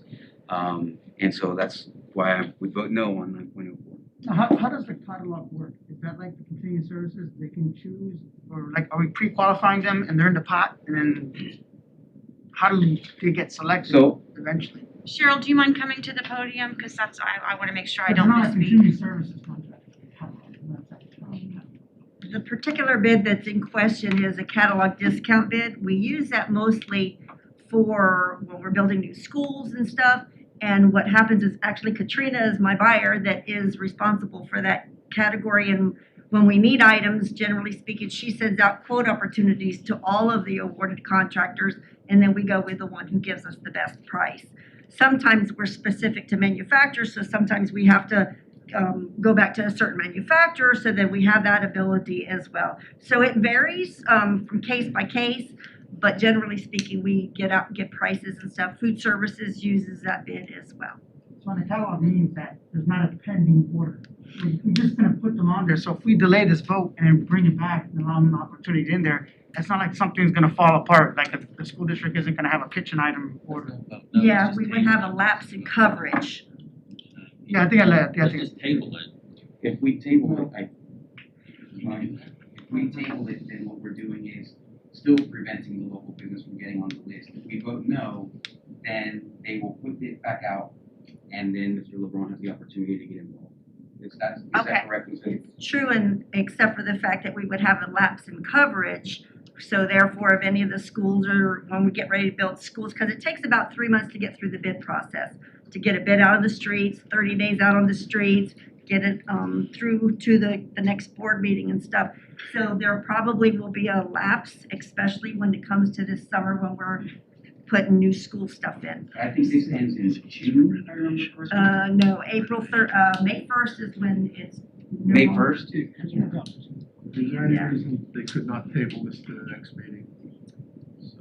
We can table it, but it doesn't reopen the process. Yeah. That would only delay it further. Yeah. I know Ms. Castillo has a comment, and I've got a comment too. Okay. So I appreciate the, philosophical idea of tabling this in order to have a vendor come into the process. I think that's great. We want to support as many local people as possible. I think that needs to be very clear. But I am very uncomfortable with punishing the folks that went through the process. At this point, I don't think it's fair to the people who already went through the process. I don't know, how long does it take? You said 3 months of vetting these folks. They put in paperwork, they put in the work, they went through the communication. I am very uncomfortable with setting precedent that we are going to punish people who have gone through the process. I'm not finished, please. Mr. LeBron, I think I welcome you. I'm excited that you are bringing your services here and possibly have a relationship with you at some point. So it has nothing to do with you or your business, but I do think we have to honor process, and I'm very uncomfortable, me personally, I don't know what the board's gonna say, but I do have to make sure that I get this out. I am uncomfortable with pulling an item the day that it's being voted and essentially punishing people who have gone through the process in order to, bring someone else in. I can't wait till you get in, and I can't wait till you go through the process, me personally. I think it's exciting, but I don't feel comfortable punishing the folks that went through the process. Ms. Hood, is it your view that these other vendors would be being punished for if we vote no tonight? I don't quite know that punished is the right word. I just feel like that they have gone through the process. This is only for the 1-year renewal. Right. Honestly, this is gonna come back up and the bid's gonna be going out, like probably by December, it's gonna hit the streets for next year. So it's not like it's a 3-year term or anything that he has to wait to have an opportunity. He'll be able to be included in the next process, so next year's summer's projects would be something he'd be able to bid Ms. on. Hood, but they've had 3 years on contract, is that correct? Yes. And this is just an extension of the original contract, Yes. correct? And that's an optional contract that gets extended at the It end is. of 3 years, Mhm. right? So it's potential, there's a possibility that those prices may have even changed at this point, correct? It's a catalog discount where they have to lock in the percentage off of the manufacturer's list price. So the percentage can't change, they can't give us a less percentage, and the prices We are can't ask updated. for anything less, Yeah, yeah. more. Yeah. Okay, so they went through a process, it's been 3 years, it's run its course, this is for a 1-year option. 1-year renewal, Correct. yes. Okay, so it's not really a punishment if these companies if we do not vote for the year, right? They got the term that they signed up for, is that correct? That is correct. Okay, thank you. though you might be punishing us because we wouldn't have a bid in place. Just so you know that. Yeah, because the other thing too is, and the other reason why I was thinking it was not a punishment is you can always add. Does it have to be 5? So it doesn't like they get off the catalog because the catalog is still there. And so they still have to provide a discount. And at the end of the day, somebody still has to choose somebody. And they still have to give us the best price because they're competing against each other for price. So if we were to include another local vendor, it's not at the exclusion of one. So is that the correct? Or does it have Well, to be we 5? can't add anybody to a sealed bid. The bid's done. You can't just add them. We have to go back out for the bid process, and everybody that's on there now would have to resubmit as well as, And you have to qualify by giving Sure. a significant enough discount. Yeah, sure. And then what I'm saying is the winners of the catalog, are they locked into 5? Or if there were a possibility of 6, if they're all within a certain range? Or You mean the quantity of people? Yeah, the quantity of vendors. Oh, no. Everybody that's responsive and responsible that gives us a discount off their catalog would be included in the award, because they still have to win the project as far as being the lowest quoter when we get quotes. Yeah, see, so it wouldn't be a punishment. They can include everybody. They're just another person that's in there. Well, I'm going to continue saying that it is a punishment and it is a break in process. And I'm only repeating that because I'm extremely uncomfortable with the fact that it is the day of the board meeting. We've had this item, we've had our agenda for over a week. We could have pulled this earlier and we could have had a conversation about it, but we're doing it as it's happening. And I know that, we want to be as proactive as possible with our community, but it is setting a very negative precedence that we are not going to follow protocol. And I don't think any of these folks have been know that this is happening. They're probably sitting at home thinking, oh, okay, maybe today I get approved, maybe I don't, but now we're throwing a complete wrench on other business owners. I think it sets a really bad precedence, and I am not comfortable with breaking protocol, specifically when we have the opportunity every 2 weeks to bring these items up ahead of time and give our staff, as well as other business owners, a heads up of what might be coming. So that is where I stand. Mr. Glenn. Ms. Hood, again, just to make sure that everyone's clear on this, the contract is for 3 years, is that correct? This is an optional year on top of that original contract, right? Do you track by any chance how much these schools contribute to our schools in terms of support by any chance? No. Usually that's not information we know. I'm sorry, I didn't mean to. That's not information. Mr. LeBron, you're a supporter of our schools, are you not? Yes. And you're committed to meeting the same prices that all these other vendors are, is that correct? Correct. So, as a supporter of the school, and as someone who's willing to meet the same prices as these others, and as a new business owner here in town, right, opening recently, would this be beneficial to you? Okay, so that's all I got. Thanks, Ms. Appreciate it. I call the question, Mr. Chair. We don't have a motion. I make a motion to approve 9.04. I will second that. Comments? I didn't push the button, but anyways, I'm going to jump in. Mark, how many? I want you to be on the list. I'm just trying to think of what's the most streamlined way to do it that we don't have, as you call it, a lapse in coverage. Because if we vote no on this, we're in essence, are we temporarily severing any kind of relationship with these? So we're temporarily severing, and it's going to take about a 3-month process to get him on board. Would there be any allowance at the end of the 3rd month when he gets all of his papers? Can he come back and then have him on this, even though that's a year We contract? would never make it on this. Once the bid is done, it's done. We would have to put a new bid out. We can't ever add anybody to a bid. You can't add them. You have to redo a bid. Okay, Mark, Mr. Clinch, you obviously know what our timeline is on everything. I mean, do you foresee any? Yeah, I agree with Ms. Substantial. Hood, that this is on an existing bid where you would have to put out a new bid to add new because it's an extension of the existing. Now, I can tell you that our projects that have kitchens for this summer is Canoe Creek KA. Chances are it's very likely that the CM has already bought out that kitchen because there's the contractual part of it There's the shop drawing submittals that they have to be submitted, reviewed and approved by the food service subconsultant, and then the lead time for the manufacturing of that kitchen equipment. So as far as the projects I'm aware of in the facilities court for the summer, that is a process that's probably already been completed or well in process for that particular project.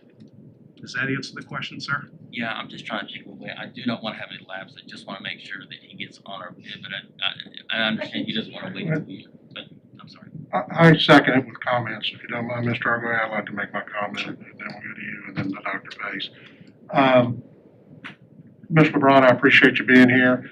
I appreciate what you do for our schools. My problem is certainly not with you and your company at all. We do have a whole purchasing department that has ongoing countless types of bids out there. And I am extremely concerned about opening up precedents where we get down through this process. People spend money and time and effort preparing their bids, putting them in, following a procedure. This opens it up to me. I realize you're new in town, for people just to come in the night that we're going to vote and backpedal. And I see this, I see it sending a bad message to suppliers that we deal with through the bid process, who understand the bid process. We're very public in our vendor link. I'm assuming this was probably out there. And if you use vendor link, it's pretty easy to find what's going on at the school district. So while I applaud his business, it's opening back up in December. I think it supports our purchasing policies and procedures to approve this as it is. For my comments, Mr. Arguello, and then Ms. Pace, Dr. Pace, you'll be next. Mr. Clinch, so in the lapse, let's say that there is a lapse, and Ms. Hood, feel free to comment here. During this lapse, which may be how much time? A month or 2 months? Is that correct? If my math is correct. However, just so you know, Mr. Clinch isn't necessarily the one that uses this bid. This is really for our food services. Right. So, for example, if Louisiana High School needs a mixer, then this would be the catalog that they go to pick a mixer. Yes. Okay. However, in Mr. Clinch's example, is there a point in time, is there a lapse in the contract where they're going to order, where we intend to order this equipment, so that the lapse is providing us with a lack of guidance? I think this particular issue is a moot point. Exactly. As compared to the current bid that's going through, because the Canoe Creek K8 was part of a contract with a construction manager to procure all those services, and that's a process that's already well underway for the Canoe Creek K8 project. Thank you. Ms. Hood, if this contract is not renewed and there is a lapse, then during that lapse, are these schools still able to purchase this equipment? No, because the district exceeds $50,000 in a year's time on like commodities, therefore it has to be bought from a bid. So is there, as far as your knowledge, well, as far as you know, you may not know this, but are there any schools that intend to purchase $50,000 worth of equipment? I don't know. No, it doesn't matter what the dollar amount is that they spend. We as a district spends more than $50,000 in a year's time on like commodities. Therefore, no matter what they buy for this type of commodity, it must be from a bid company. So for about 30 days, there may be a lapse where the schools cannot purchase something. Yes. Is that correct? Yes. Okay. Number two, when these vendors, when they sign up for contracts, when they're trying to get these contracts, are they guaranteed 3 or 4 years? There's no guarantee to actually anything, but they are awarded a 3-year term with the optional 1-year renewal. So it's at the board's discretion to renew the option at the end of the 3rd year, is that correct? Have there been contracts in the past where we did not vote to extend the contract? I cannot think of any. So No, they usually get renewed for the, yeah. Okay. So there's no rhyme or reason. Kara, can you tell me the reason why we provide an X amount of years plus an extension? There's several reasons. I don't have the staff to do bids on a yearly basis, so we need the term contract so that we can kind of like rotate which bids are coming up each year. That's one reason we don't have the staff. The other reason is that a lot of these companies, there's a lot of time that goes into placing a bid, and for a year, it would be quite expensive, and then we would get less people that would want to bid on our bids. Why do we allow them to extend them? Why not just give them a contract for 4 years instead of 3 years and an extension? Because the board direction before used to be 3 years with a 1-year renewal, so that's what we did. Okay, so it's an option, right? That 4th year, that's correct. Okay, thank you, Ms. Hood. Dr. Pace? Board's permission, Judith is not here, our school nutrition services director, and neither is Mr. Arnott, our CTE director.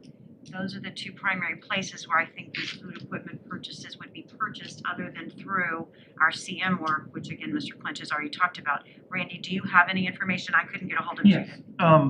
Our problem is that we have open POs right now for this type of equipment, and we have a couple of projects on the forefront, so that would back us up 90 days.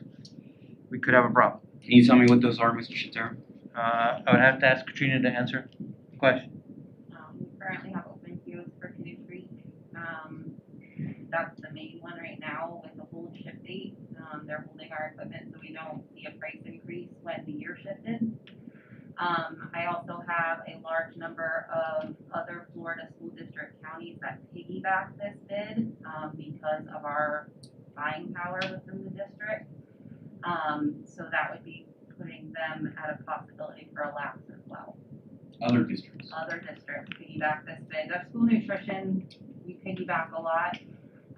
You'll see that quite frequently with our school nutrition bids just because we are the holder of the power buy bid, which is essentially 32 counties across the state of Florida.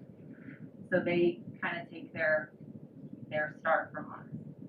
And we have a possibility for the need of 2 new coolers at OTEC to operate the kitchen. Say again? We have a possibility for the need of 2 new coolers at OTEC to operate the kitchen for next year. And all those can be bought in time, correct? I mean, this is putting a 30-day window of transition essentially if we vote no. My understanding is it's 90 days. If it takes 3 months to put out a new bid. From when it ends, right? 90 days from tonight if you reject it. Okay. To be clear, my concern is not about, and then I'll come to you, Mr. Melendez. My concern is not necessarily about the delay. It's about the process and the procedure itself that we have in place for all of our contracts. I love the idea of local people being on the bids, especially people who support our agreements. I also don't want to be here. How many of these bid extension things are that we got? Say there's 10 of them on here, where every time we do one, somebody comes in and goes, I didn't know.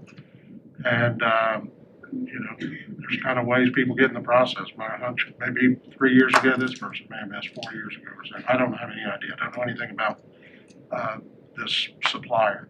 My concern is purely about the process and that we follow our rules, and where people realize when they're dealing with Osceola School District, they're dealing with very consistent policies and procedures, and doesn't kind of become the Wild Wild West. Mr. Melendez? And I appreciate what you're saying too, Mr. Chairman, because I was that board member that created that policy back in the day. People forget that I sat on the board a long time ago. We used to have contracts that were like 10 years and they were just automatic escalators. I was the one that introduced, hey, why don't we cut it off and make sure that we're getting the best price for something. But an issue that I did have, that I did speak with Mr. Hood, and now it's funny that it's resurfacing, because since I'm one board member, I'm not allowed to direct staff. I could just talk to staff. So I'm glad this actually came up, because that was the exact same thing that I had that conversation with. I'm like, don't bring it up to the board without time to do it. When it's going to renew, count back the clock and bring it up to renew before. So if you know you only got 3 months to rebid something in case we say no, because now you feel like you're tying us and saying we have to say yes, because or else we're going to be lapsed. So count back the clock and bring us items on the agenda, because 2 weeks isn't going to walk back 4 months. You know what I mean? So count, I don't know how to say it. Like, if it takes 3 months to rebid, then on month 4, before that expiration on 3 months, then present it to the board to really give us a votable item, because now it's not rubber stamping. If I'm going to vote, we may want to vote no. We may want to include local vendors. As a matter of fact, there were no local vendors on that catalog bid.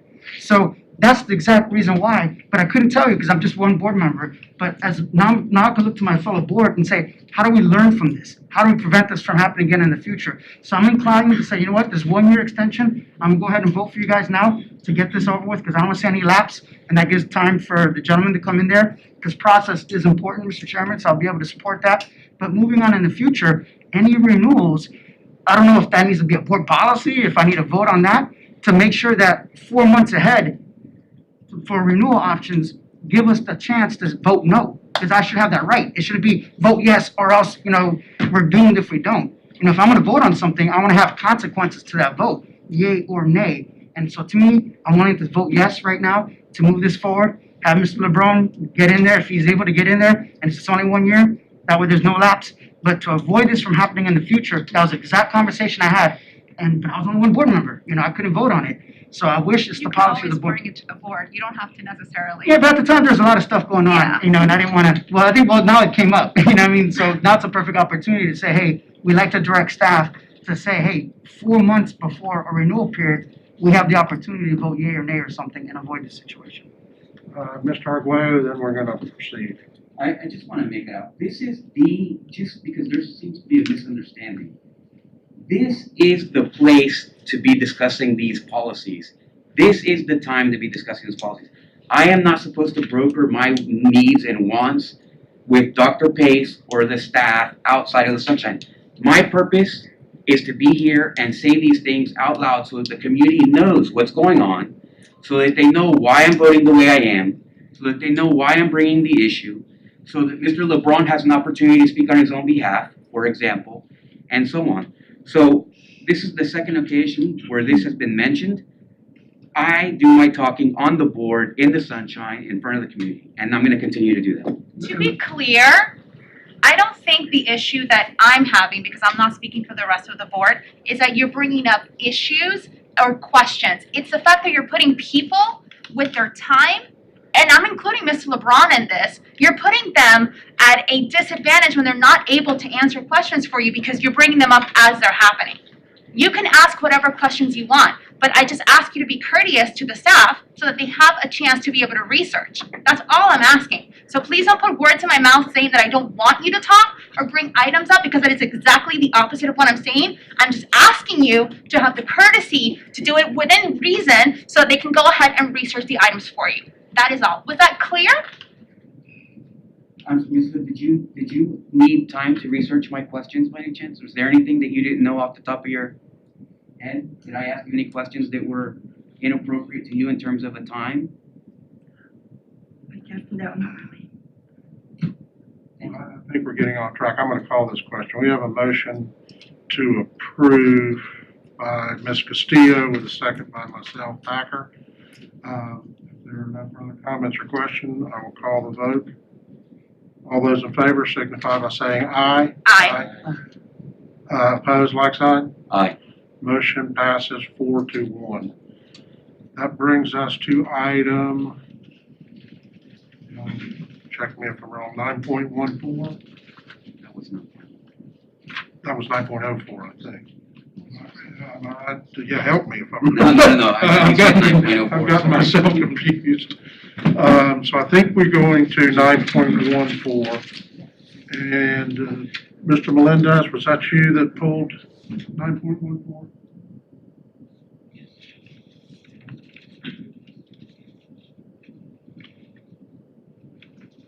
Mr. Melendez, did you pull 9.14? Yes, sir, I'm sorry. Floor's yours. Yeah, okay, 9.1, I'll try to be quick. This is one that showed a lowest responsive bidder. And when I looked at the score sheet, there was only one company. So I didn't know, I'd like to have to explain that, because I did bring it up before, so they're aware of it.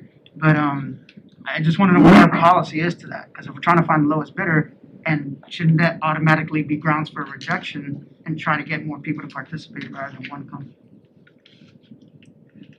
I sent you an email, Mr. Melendez, with some of that information, but Ms. Hood can certainly share it with the public. On the 9.141, that's our MERV 13 filters. We were directed for the safety and security of staff and students and stuff to get the MERV 13 filters. Unfortunately, we put this bid out back in, I'm going to say October, And we did get 3 responses, however, they were non-responsive to our needs. They weren't bidding the right filters, the quality of filters that we needed. They didn't have all their documentation, so we did put it out on the streets once. Then we went back out and we put it back out again, but in the meantime, we had to buy those filters. And when we bought those filters, we had to buy that because we had to start using those MER 13 filters. That was a change in guidelines based on COVID from ASH, I believe it's called. So that came up with specific air quality recommendations. So because we do, again, with that threshold of the $50,000 for like commodities, I had to buy it from a bid company. Granger was on bid, so we were able to do that. Unfortunately, their prices were pretty high, and when we put the bid back out again and they came back in, not only was this bidder almost half the price as he was back in October, he is half the price of the prices that we were buying them from Granger. So it is in our best interest to go ahead and award to this company because their prices are really low and it's for the right quality of filters that we need. And we need the filters. I need to get a bid in place for that as well, and we did try. Statute does say that if we put the bid out once and we got non-responsive, we put it out again. If we deem them we say that we're not gonna award to this, then we really actually have the ability to just negotiate with whomever we choose, because we did go through the bid process twice. Now, when you did it for the first time, you got a couple people who said they were non-responsive because they didn't bid on the right specifications. Did we tell them what those specifications were before, and then they just chose not to bid again? Yeah, there were some items in the bid that they didn't, yes to that. There were some items that they didn't bid. There was some reports that they had to prove to us that these filters met all the ASHRAE ratings, and they didn't turn in those documentation. So we had to, and that was a bid requirement, so we had to throw that out. And because when we checked their prices were higher than Orange County was paying, so we didn't feel like we wanted to waive that requirement because we felt like their prices were too high anyways. Those are all my questions, board, unless you guys have any. Second. I have a motion by Mr. Bass, second by Ms. Castillo to approve item 9.14. Any other further questions? Hearing none, all those in favor of the motion signify by saying aye. Aye. Opposed, like sign. Motion carries 5-0. Brings us to 9.22, which, Mr. Melendez, I believe that's yours. I used to write people's name down next to these. I didn't realize they would extend my length of memory with just 4 of them. Thank you, Mr. Chair. When I was reading the agenda item, it looks like they were just changing their names, and that happens often when, somebody gets bought out, and so staff had mentioned that. But when I looked at the line item, inside the agenda packet, it says a contract amount of 50,000 plus.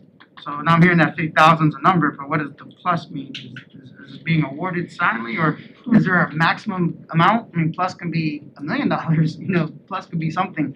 What does the plus mean, and is there a cap on that amount?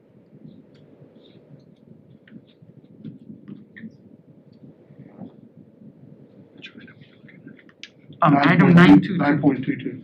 Yes. Yeah, and then in addition, the issue about that item too is it's for like marketing and things like that, and we have a great marketing team. I did speak with Ms. Schaefer earlier, and she did mention it's for specific items, but I don't want to go too much into that. This board meeting's been kind of hectic. I want to leave that one alone. But the contract amount, answer, Dr. Pace? Like, what does 50,000 plus mean? Previously, the board awarded a contract to 4 different marketing firms because of the competitive nature of our industry now as a public system. We are no longer a monopoly for educating students or getting the word out about the programs and services that we provide. It was something that, as a part of our community engagement strategy, the board felt like adding a professional marketing twist to some of our programs and services was of advantage. We did an RFP. 4 contracts responded, and just like any other project, when we're going to do one of these projects, we submit a proposal to all 4 groups.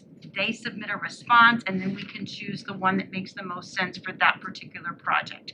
So, for example, we've done some things for marketing our OTEC programs because Enrollment was low, and actually I met with Mr. Arnott and Mr. Burdette today. They're thinking about doing one of those things again.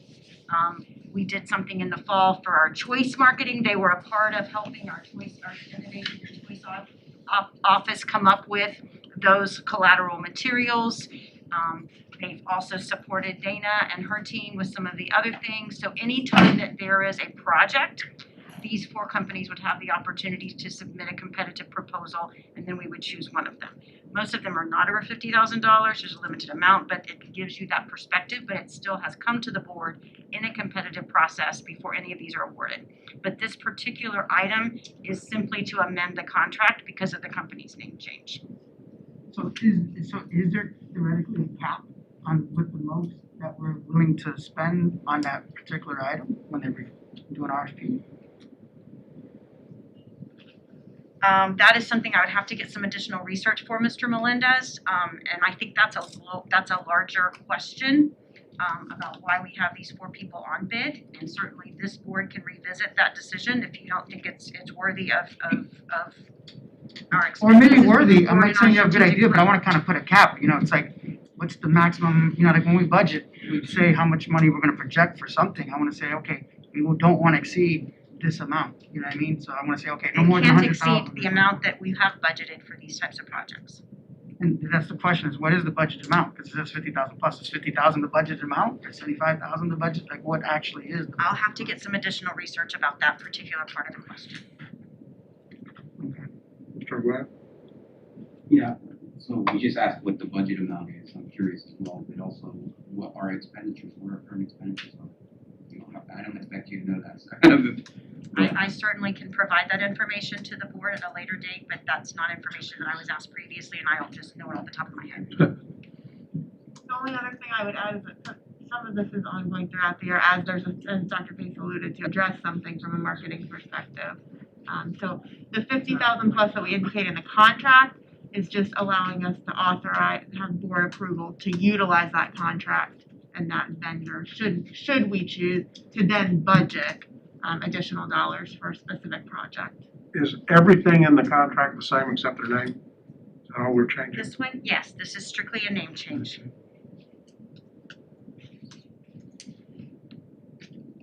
Here, I move to approve. Second. I have a motion by Mr. Bass with a second by Mr. Melendez to approve item 9.22. Yes, sir. Anybody have any further I still got your light on, or is that me? Any further questions, comments? Hearing none, all those in favor signify by saying aye. Aye. Opposed, like sign. Motion carries 5-0. That brings us to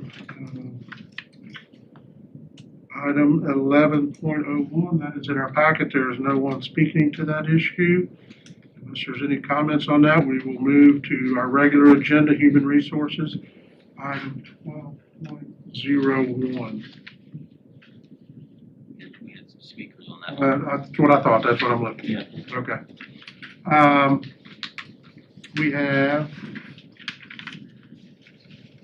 have 2 people to address this item, Mayor Allen and Lisa Kessiker. If I'm missing anybody, please let me know pretty quickly. If not, then Mr. Allen, would you like to go first tonight? You know the drill. And I understand tonight that there are a bunch of people here on this item, but they had chosen a spokesperson.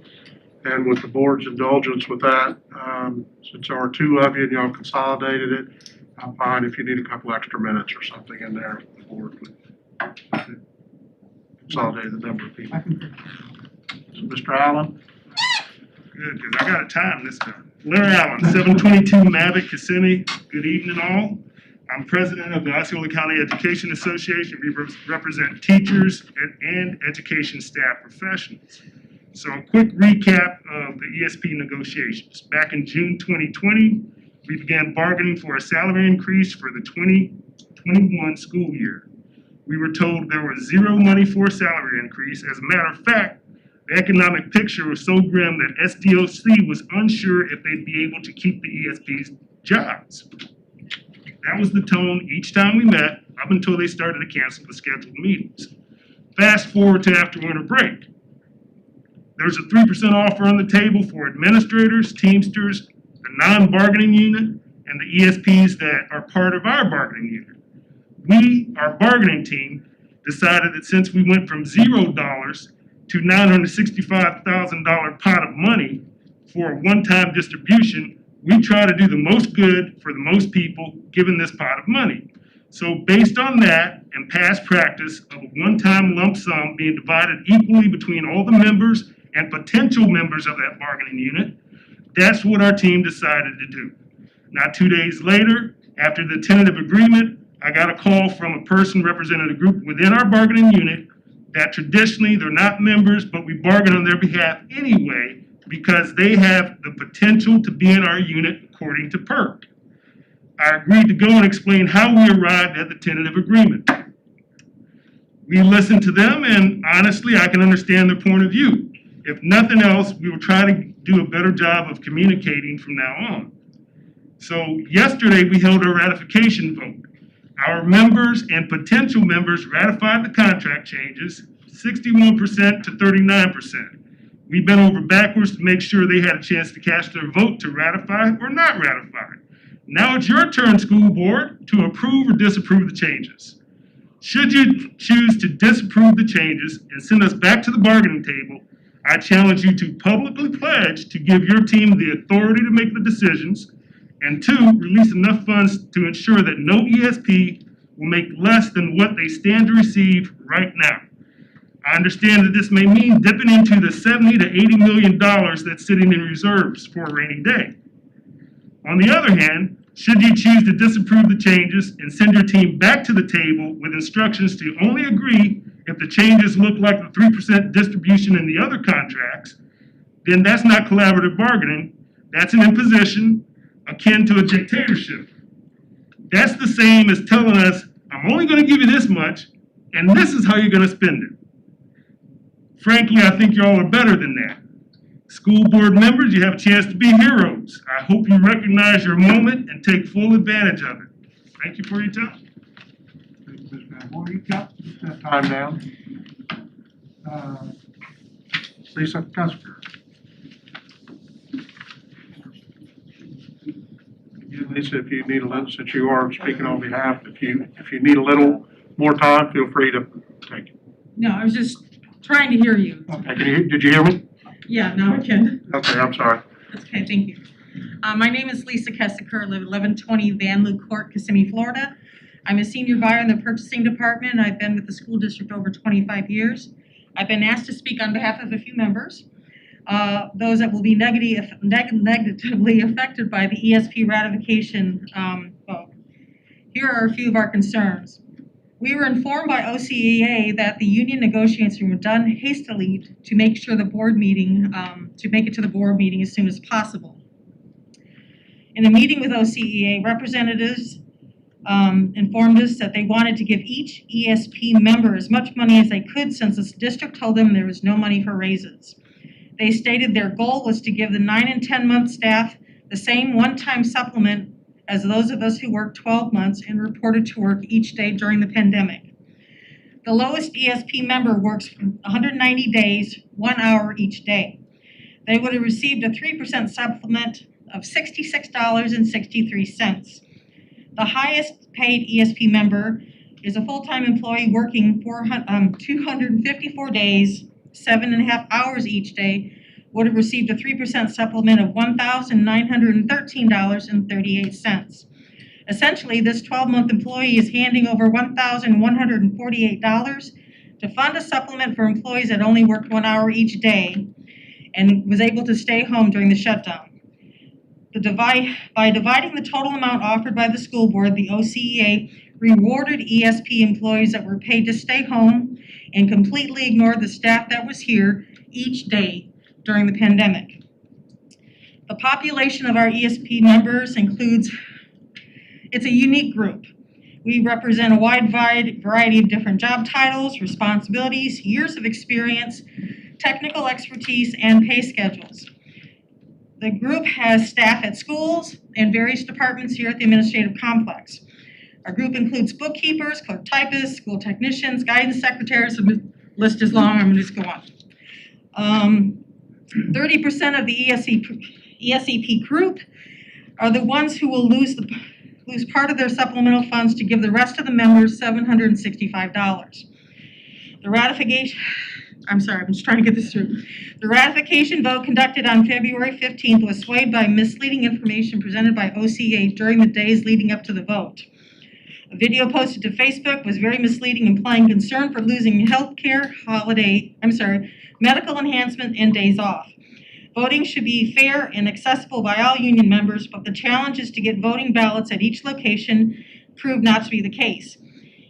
Whether it was an unethical voting practices or unfair access to voting, the problem comes down to misrepresentation by the union. We ask the board to take a minute to consider this information. All we're asking for is 3% like everybody else, and ask them to go back to the OCA, go back to the board, the table to do their thing again. That's it, sorry.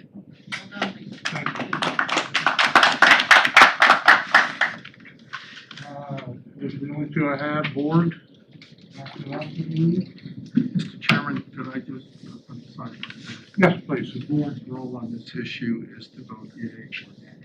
It's not to engage in bargaining by saying what we'd like to see or not. If you want to engage in that, we'll have an executive session where you're talking to bargaining. Stay within the confines of the law. It's basically, I don't support this for whatever reason you want to say, or I do support it, but not to get into saying, but I'd like to see X.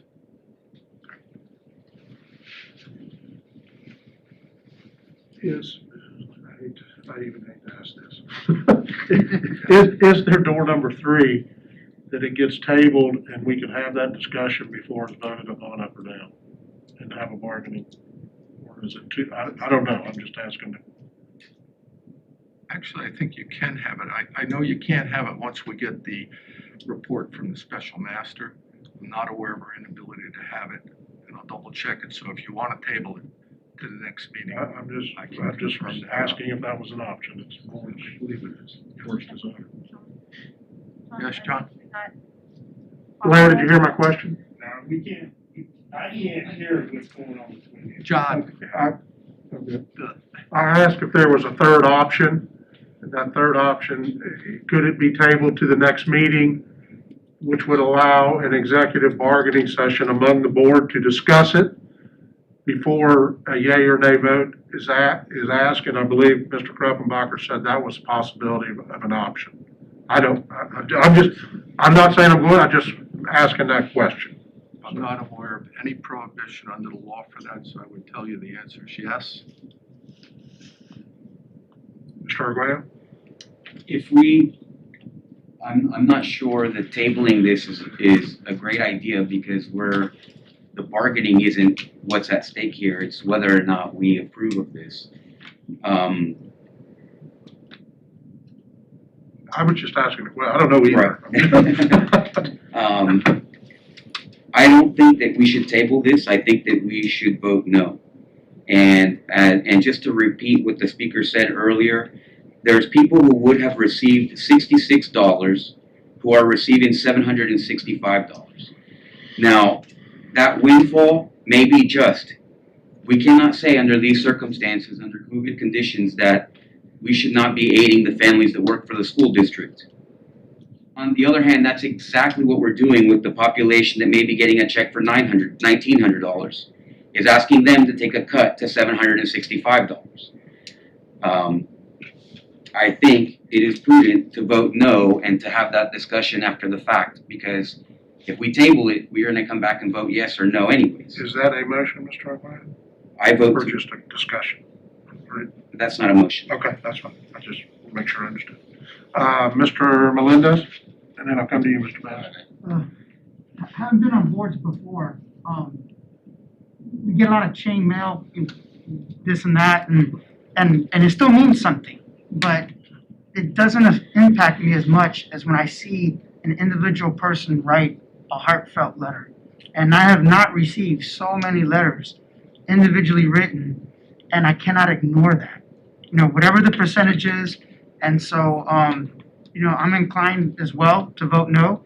and see something that's fair and push us. You know what I mean? I don't know what to say beyond that, but I just want to say that, you know, I don't like this position. I don't like this, it feels adversarial, this employee versus that employee. And I had mentioned it before, and maybe the board can discuss this in the future.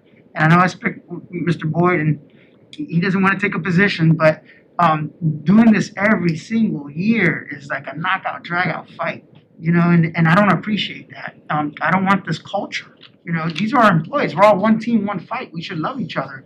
And I would even maybe in the future discuss with this board, if whatever the desire is, maybe, because when I was on the board before, we used to have 3-year contracts. We weren't every single year doing knuckle drag-out fights. And then even if we agree, we only seen kumbaya for 6 months, because the next 6 months, now they're getting ready to dig their heels and fight for a new contract. And so doing something for 3 years instead of every single year, you know, and we can even put caveats in there. We can say, okay, if the state of Florida approves a budget and there's less money than the year prior, then we could rediscuss it. So it's not, we don't have to lock ourselves in for 3 years guaranteed. We can try to discuss something like that. Just really quick, it's to kind of mirror what Julia said, and I want to, if you would please go back and tell all those who have written the letters that we all received. It was, like he said, it was very heartfelt, and there was nothing adversarial about it. There was nothing bitter about it. It was just matter of fact, and they were, you know, pleading to us their case. And I just want to not congratulate, but thank you for taking that tone with all of the letters that we had received. You know, this one singular event has really devastated the morale of certain departments, and I just don't like that. It really bothers me. And I think it could have been avoided had the bargaining been just thought a little bit more about the entire group collectively instead of a certain segment of the group. I'm new to this, so I might be completely wrong, but I just think there could be other options that would be more amendable by all. So I don't. You've got me scared to even say anything because I don't know exactly what I can and cannot say. You are in that kind of an environment where you've said what you need to say. Yeah, but thank you again for the letters that we did receive. Okay. Based on those, is there anybody ready to make a motion? What are the options, like I said? No, Yes. and then It's yea or nay. Instead of say nay, do we still have an executive session to discuss what we would like? Well, it's going to go back. We Or- said no. It's going to go back. We to go back, bargaining. we have that. So I'm gonna make. You have to have an Mr. executive Chairman, I session. move Regardless. to not approve the motion. How you want me to? It's not to approve the recommended. Not to I'll second. approve the recommendation ratification. I have a motion by Mr. Bass with a second by Mr. Arguello to deny 12.01. Any further discussion, board? To not approve, to be very clear? Mr. Chairman, just so the record's clear, that vote encompasses, if I may, that the board will be meeting in executive session to give direction and discuss the issue, and you're not declaring an impasse. No. Bargaining will continue. Correct. I think So we that's can still have our, yeah, and we Yeah, can he still said have- that in his. that's- May I just, do I need to? That's okay, no, go ahead. Can we just all take a moment? I'm sure you've done this, but it's not just one thing that's on this agreement. There are 5 things on this agreement that we should probably, before we vote, make sure that we're looking at what we're actually declining. It's not just one thing. It doesn't matter if you vote yes or nay, just understand what it is that you're voting for. What do you have in specific, is there anything? Please, I'm just asking you to take a look at 12.1 and take a look at the items that are below the agreement. On your own, make sure that, Dr. Pace, if we say no, we can make anything retroactive at that point, right? Once the bargaining begins again. Correct. It could be part of the bargaining.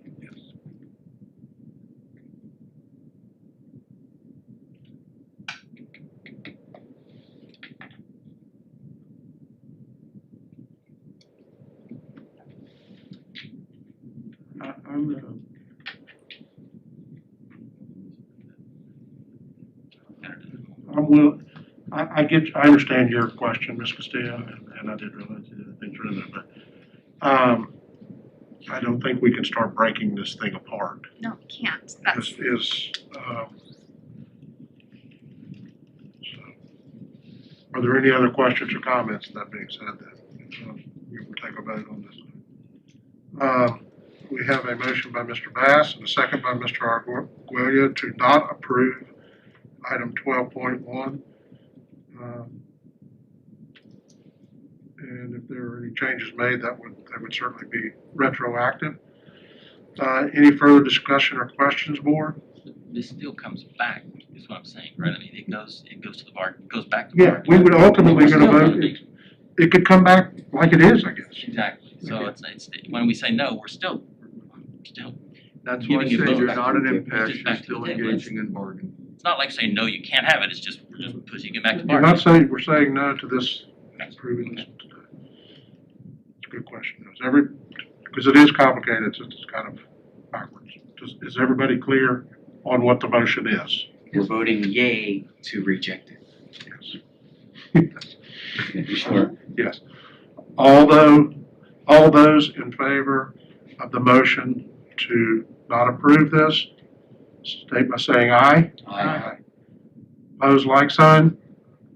Motion carries. Oop, I oppose. I'm sorry. I For the didn't- record, I know it's not gonna make a No, difference, that's, but I didn't hear you say yes, but I didn't hear that negative. yes. Motion, carries 4-1. Okay. Item number 13. May I just ask a real quick question for clarification? One of the elements of this agreement was the change in calendar. However, the board adopted a calendar for 12-month employees on February the 2nd outside of this agreement. Am I within my authority, Mr. Kruppenbacher, to honor the board adopted 12-month calendar for all employees, including those 12-month employees who are in the ESP contracted group? Because that preceded this particular piece. From my viewpoint, I thought when we approved that calendar, it was. That has been my interpretation as well. I just wanted to make sure, because I'm sure that will be a question for discussion, and I want to reassure Well, and the 12-month people here that our offices are closed on Friday. They're not expected to come to work. And I read that and I knew we were in a time crunch, but I really thought. Anybody can make an issue of anything, but I would stay with your interpretation, Dr. Pace. We've always maintained that the calendar was a management right, so I just wanted to make sure. May I ask a question? Sure.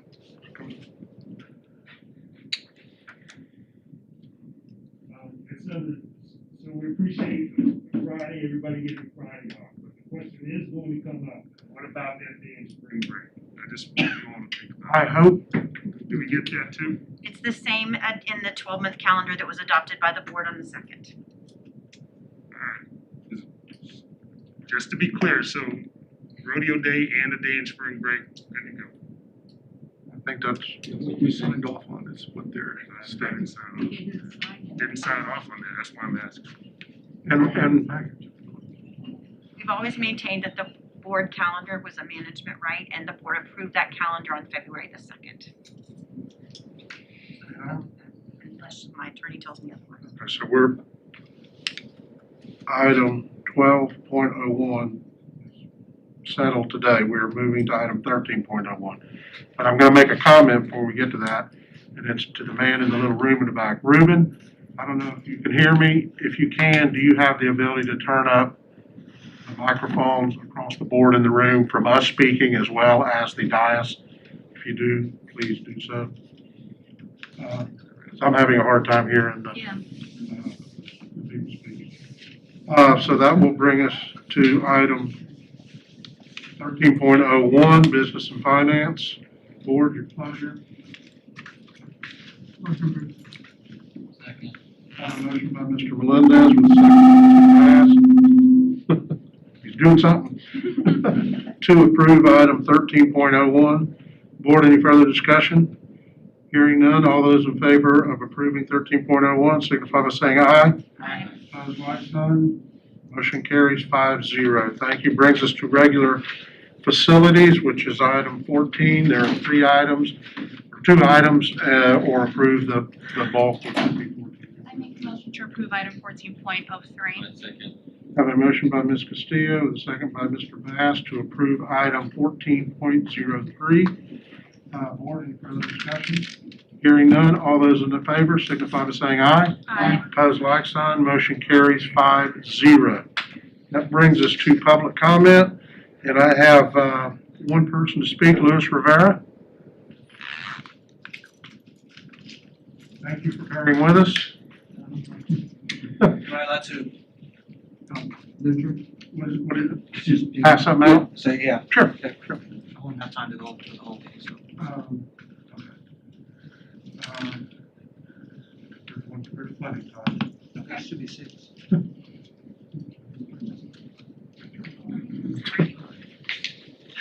Mr. Rivera, I know you have 3 minutes to address the board. Start with your name and address for the record, please. And floor is yours. Luis Rivera, Point Place Avenue, Kissimmee, Florida. I'm really not organized today, really emotional. My child was the young man that was reported missing yesterday. And he's found last night. And as I was talking to one of the deputies as they were looking for my kid, he had said that they weren't able to get a bloodhound because there was 3 other kids missing. So 3 kids missing plus my son, and Donovan Diaz passing away, this week. I don't know much about this subject. Just Googling, Washington Post said that since COVID-19, depression and anxiety become rampant. 75% of young adults are struggling. 75%. 1 in 4 have thoughts of suicide. I can't tell you. I'm not finished. Thank you. Take your time.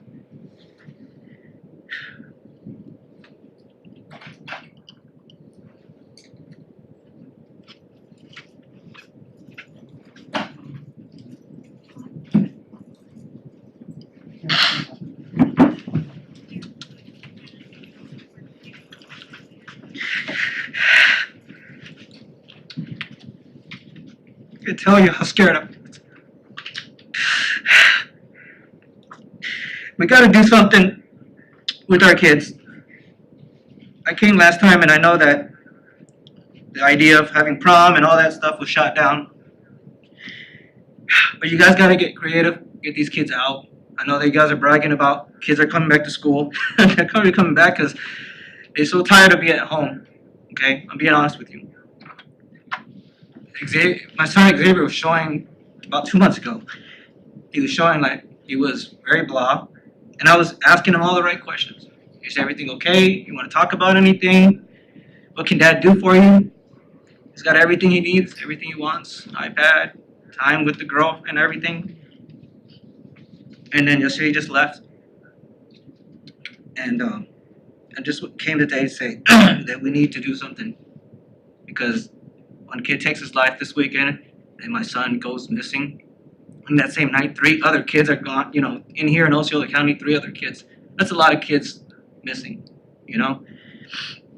So that's the first thing. You just give me like 1 more minute. You're fine. You take what, don't look at the clock. I came today, I really wanted to talk about the paper I just gave. I called it Guide to Success Engagement with Osceola schools. And what I wanted to ask, and everyone always says, you can't do it, you can't do a survey. Nobody participates in the survey. You guys got to find out what's going on in our community. You got to do some type of survey to ask kids or parents, how, end of the year survey, something big that says, hey, everyone knows what it's called. It's like, hey, the 2020 Osceola survey, something, because you got to find out what's happening in the house. Are they depressed? Are they sad? Are they happy? Are they having issues? The person that's working 2 or 3 jobs, are they affected? We have to find out what's going on in the house. And you can't do that in a way. I go to Publix, Walmart, anywhere else, everyone knows is that, hey, before you hang up, you're going to hear 3 questions. Or you get a text after you're done with somebody. Or here, circle the bottom of the receipt, there's a survey. There's a survey 100% of all the entities that I engage in.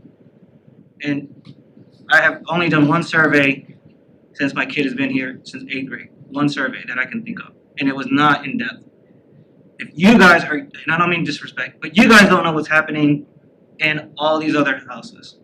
I didn't know what was happening in my house, you know? We don't know, unless you didn't know that there was 3 other kids missing. Maybe they didn't call the police. I got lucky.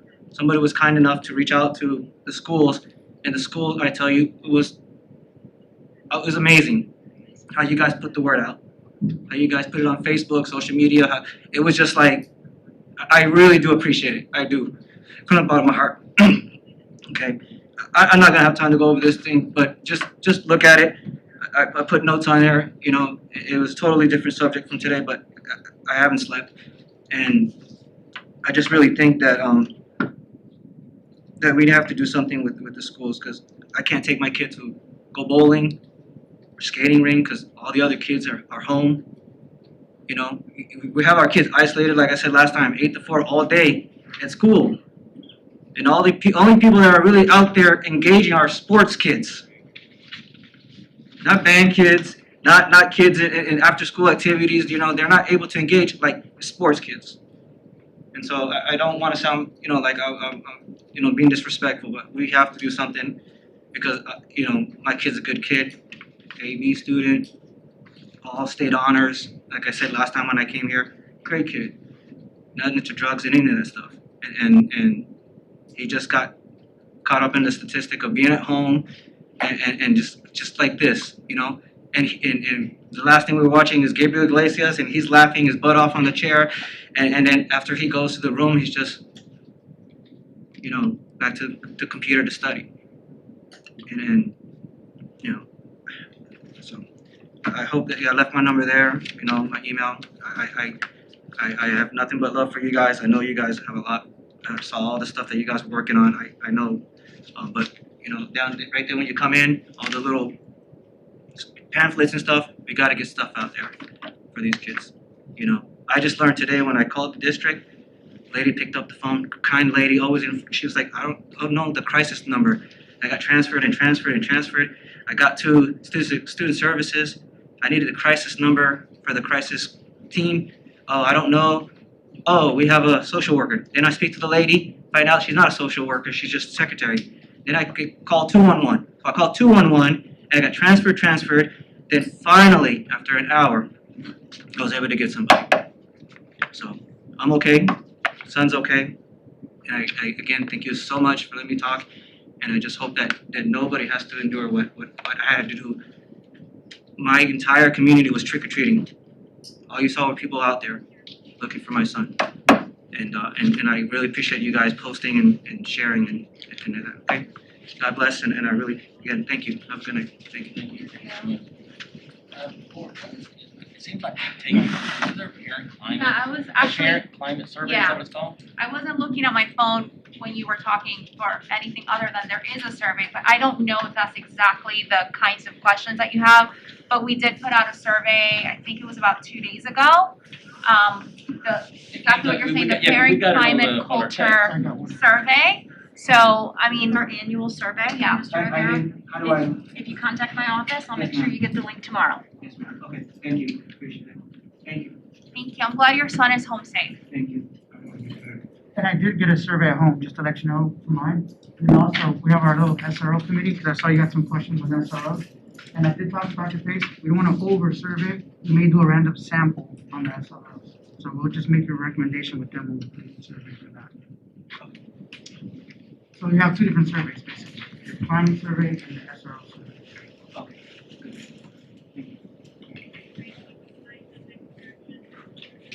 Let's see. 1601.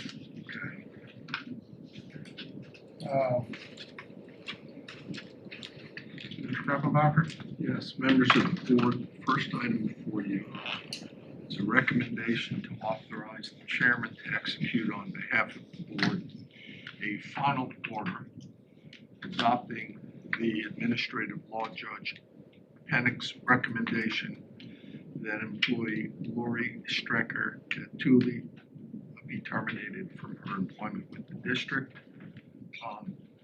We had a hearing in front of the State of Florida Division Administrative Hearing Judge in which evidence was presented. The evidence, as the record was provided and available for everyone is overwhelming, that despite numerous phone calls from school officials, numerous emails, the school being so concerned sending the St. Cloud police to the house to do a wellness check, which they confirmed she was fine at home. And then before any action was taken for job abandonment, our head of human relations, Ms. Otterson, followed up both with a call and emails. There was consistent, no return contact from the employee. During the hearing, the record shows the employee left the hearing, and the hearing officer concluded, and I'll read for the record, the board satisfied its burden and proved by a preponderance of this evidence that Ms. Stricker-Tatuli violated board policy 6.511 by her failure to report for duty for 3 working days or to be on approved leave, which constituted an abandonment of her position and subjected her employment to termination. Having considered all the facts set forth above, which is pages of facts, the undersigned concludes the termination of employment is appropriate. Following that order being issued, each party was given 15 days to file exceptions challenging components of the order. We received no exceptions filed from Ms. Strecker. We filed none because on review, I think it's an excellent judicial decision, and am recommending that the board and the superintendent is recommending it adopt the judge's decision as the final order of the school board. Would you mind stating again what the motion that you would like to receive from this board? Motion to authorize the chairman to execute on behalf of the school board a final order whereby the Osceola County School Board hereby adopts and incorporates the recommended order of Administrative Law Judge Lynn A. Quimby Sennick as its final order in this matter. Ms. Lori Stricker-Tatuli's employment is hereby terminated effective this February 16, 2021. Second. A motion by Mr. Melendez, second by Mr. Bass, to approve the order and turn that into the record. Any further discussion? Hearing none, all those in favor signify by saying aye. Aye. Aye. Opposed, like sign, motion carries 5-0. Members of the board, just as a side comment, I'd like to tell you that the principal, the staff at the school, the assistant principal, and did an excellent job of trying to deal with this matter. And I really want to shout out as the lawyer, Ms. Otterson was exceedingly excellent and professional as a witness on behalf of the system. Next item. Before you start the next one, board, I think we got another maybe 10 minutes or so, and I do not want to cut the student representative short. Would anybody mind if we took about a 5-minute recess? Sure. Let's do it. I'll be very quick too. Okay. Sorry. Thank you. Type 5.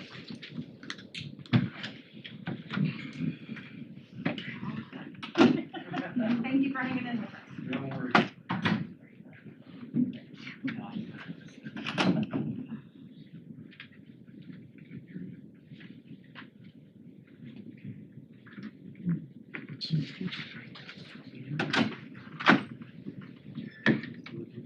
I know. Are you hungry? I'm very hungry.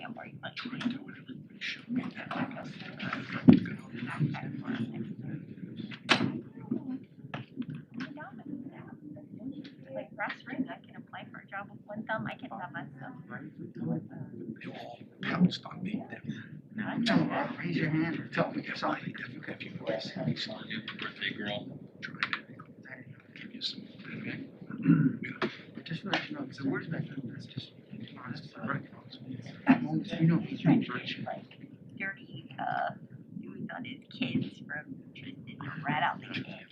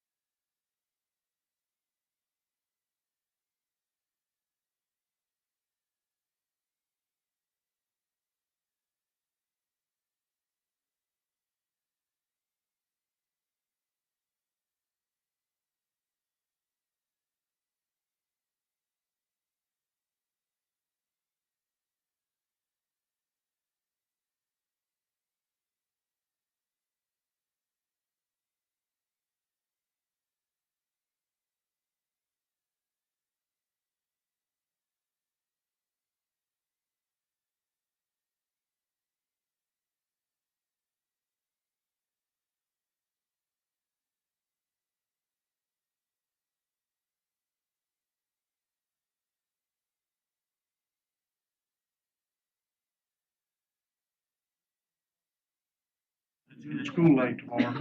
I'm jealous. They don't go to bed before midnight.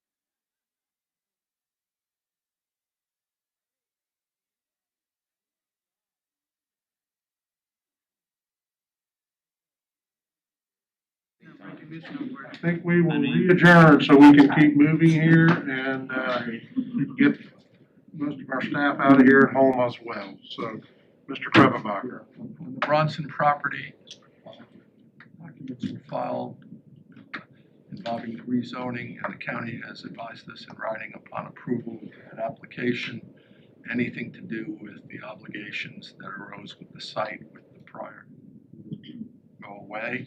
I have gone through the files from 2006 forward, those preceding all of you and everybody, Estes, never consummated the deal. The last one is we have 2 closed sessions on lawsuits tonight. One involving, in attendance will be the school board, Dr. Pace, Sarah Graber, myself. The court reporter there will transcribe everything till the case is over. One is case number 2018 CA 0000829AN involving Rodriguez versus the School Board of Osceola County. The second case is 2020 CA 00386AN involving Rosa versus the Osceola County School Board. Both are filed in the Circuit Court of Osceola County, Florida. And my only final comment is to publicly wish your clerk a very happy birthday and tell her that I'm giving her the tag you're it because she is always so very kind to me when I go in that office. You're supposed to do something No, you're kind supposed to to do her. something kind Or kind for her. I am, I'm giving her my kind card. You missed the point. He did not get it. We can quit talking. Be the kindest if we can get done. Thanks, Doctor. Your words were I can kind, always Frank. count on the teacher and Dr. Pace to come out. All right, we're moving on, so we can be kind to Tanya. Unfinished business, I don't believe there is any unless anybody's got anything. New business, board, does anybody have anything? Yeah, real quick, I know I hate to delay, but when we talked about renewing contracts, is that a votable item? Or is that staff already understands that to bring them up 4 months prior than 3 months prior? So we have time to vote on it up or down? I Or think does that need to be put on the agenda for I next? think it'd be a policy change that we'd need to come back. Should it be up for discussion at a next Yeah. board meeting so we can have time to weigh the pros and cons individually? Yeah, why don't we put it on new business at the next meeting Yes, for discussion, and then whatever we come with, then they can bring back a policy. Thank you. Anything else, new business? All right, good part of the meeting. Tristan, trying to get you to bed before 10:30 here. So, thank you for being here. This is your second meeting, right? Yes, sir. Comments or questions or anything you would like? So I wrote a little bit again. So I'm basically going to talk about tonight, like, just how it's like being a senior with everything going on and my perspective on that. So I mean, obviously it's been a hard year for everyone as a result of the pandemic. But I believe now more than ever, my fellow seniors and I, along with our families, need support. I understand the complexity of the processes to enable certain events or actions. However, I encourage the board to focus more energy on Osceola County seniors. Being a senior is more stressful than I would have ever imagined. I'm not sure if it's because we're in the middle of a pandemic or if it's just because of, college applications, scholarship applications, AP classes, fighting toe-to-toe with my senioritis, or the unnerving feel of waiting for an email from your dream college? The answer is yes.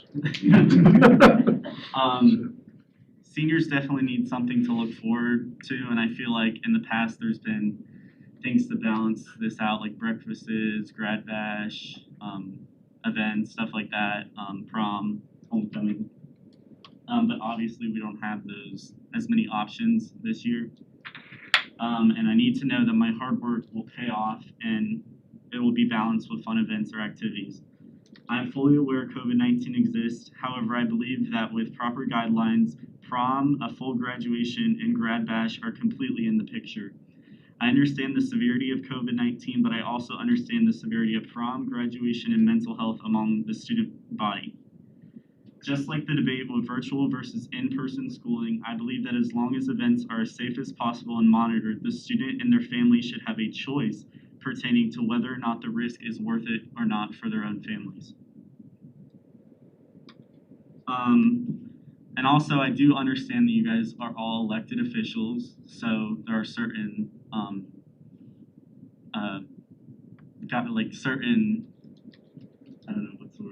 certain things that you have to do to stay on the good side of the public's eye. But, you know, have to be politicians. If I'm going to be honest, I'm tired of politics running my senior year. You know, quite frankly. And then also, above all, whether these events are possible or not, communication between the high schools and parents of seniors needs to be dramatically increased. My classmates and I are constantly raising questions on issues such as scholarships, cap and gown orders, graduation, senior events, etc., and it seems like nobody knows the answer. I'm also aware that this is a very disorganized year, but, you know, we got to do something. And I'd be willing to help with that. As a member of student council, I, you know, can help figure things out with y'all.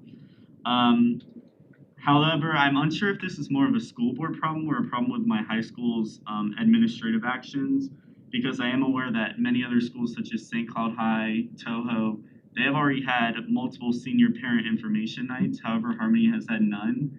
I'm not sure for the reason behind that, but you know, it has left my parents guessing on certain things. It has left my mom on the couch at 10:30 p.m. in a panic about cap and gown orders that she's reading on Facebook, which shouldn't be the case.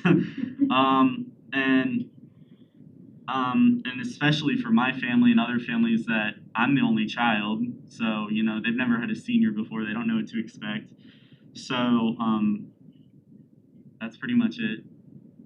Thank you. Nicely done, Tristan. Yeah, just. Very good. Any comments? Thank you for Dr. being Pace, so any thoughts on? We're on it, Tristan. Manager Evans and I will follow back up. I trust our superintendent that she's working on it. Thank you. Thank you very much, Tristan. And so you have one more meeting with us, and if you would, at the next meeting, if you kind of share with us, if you wouldn't mind, what you're thinking ahead past this year for next year. Okay. Where you're looking at going for college, whatever you're looking at doing. Like my future? Yep. Oh. I can do that now. No, you can do it next week. Okay. Or 2 weeks. We just want to hear what you're thinking. So, this is, to me, is a highlight of the meeting to hear what kids are doing and what they want to do and where they think, what their thoughts are coming from. So, board, anything else? If not, we will recess this board meeting and for an executive session, and we will adjourn the board meeting upstairs at the end of the executive. Yep.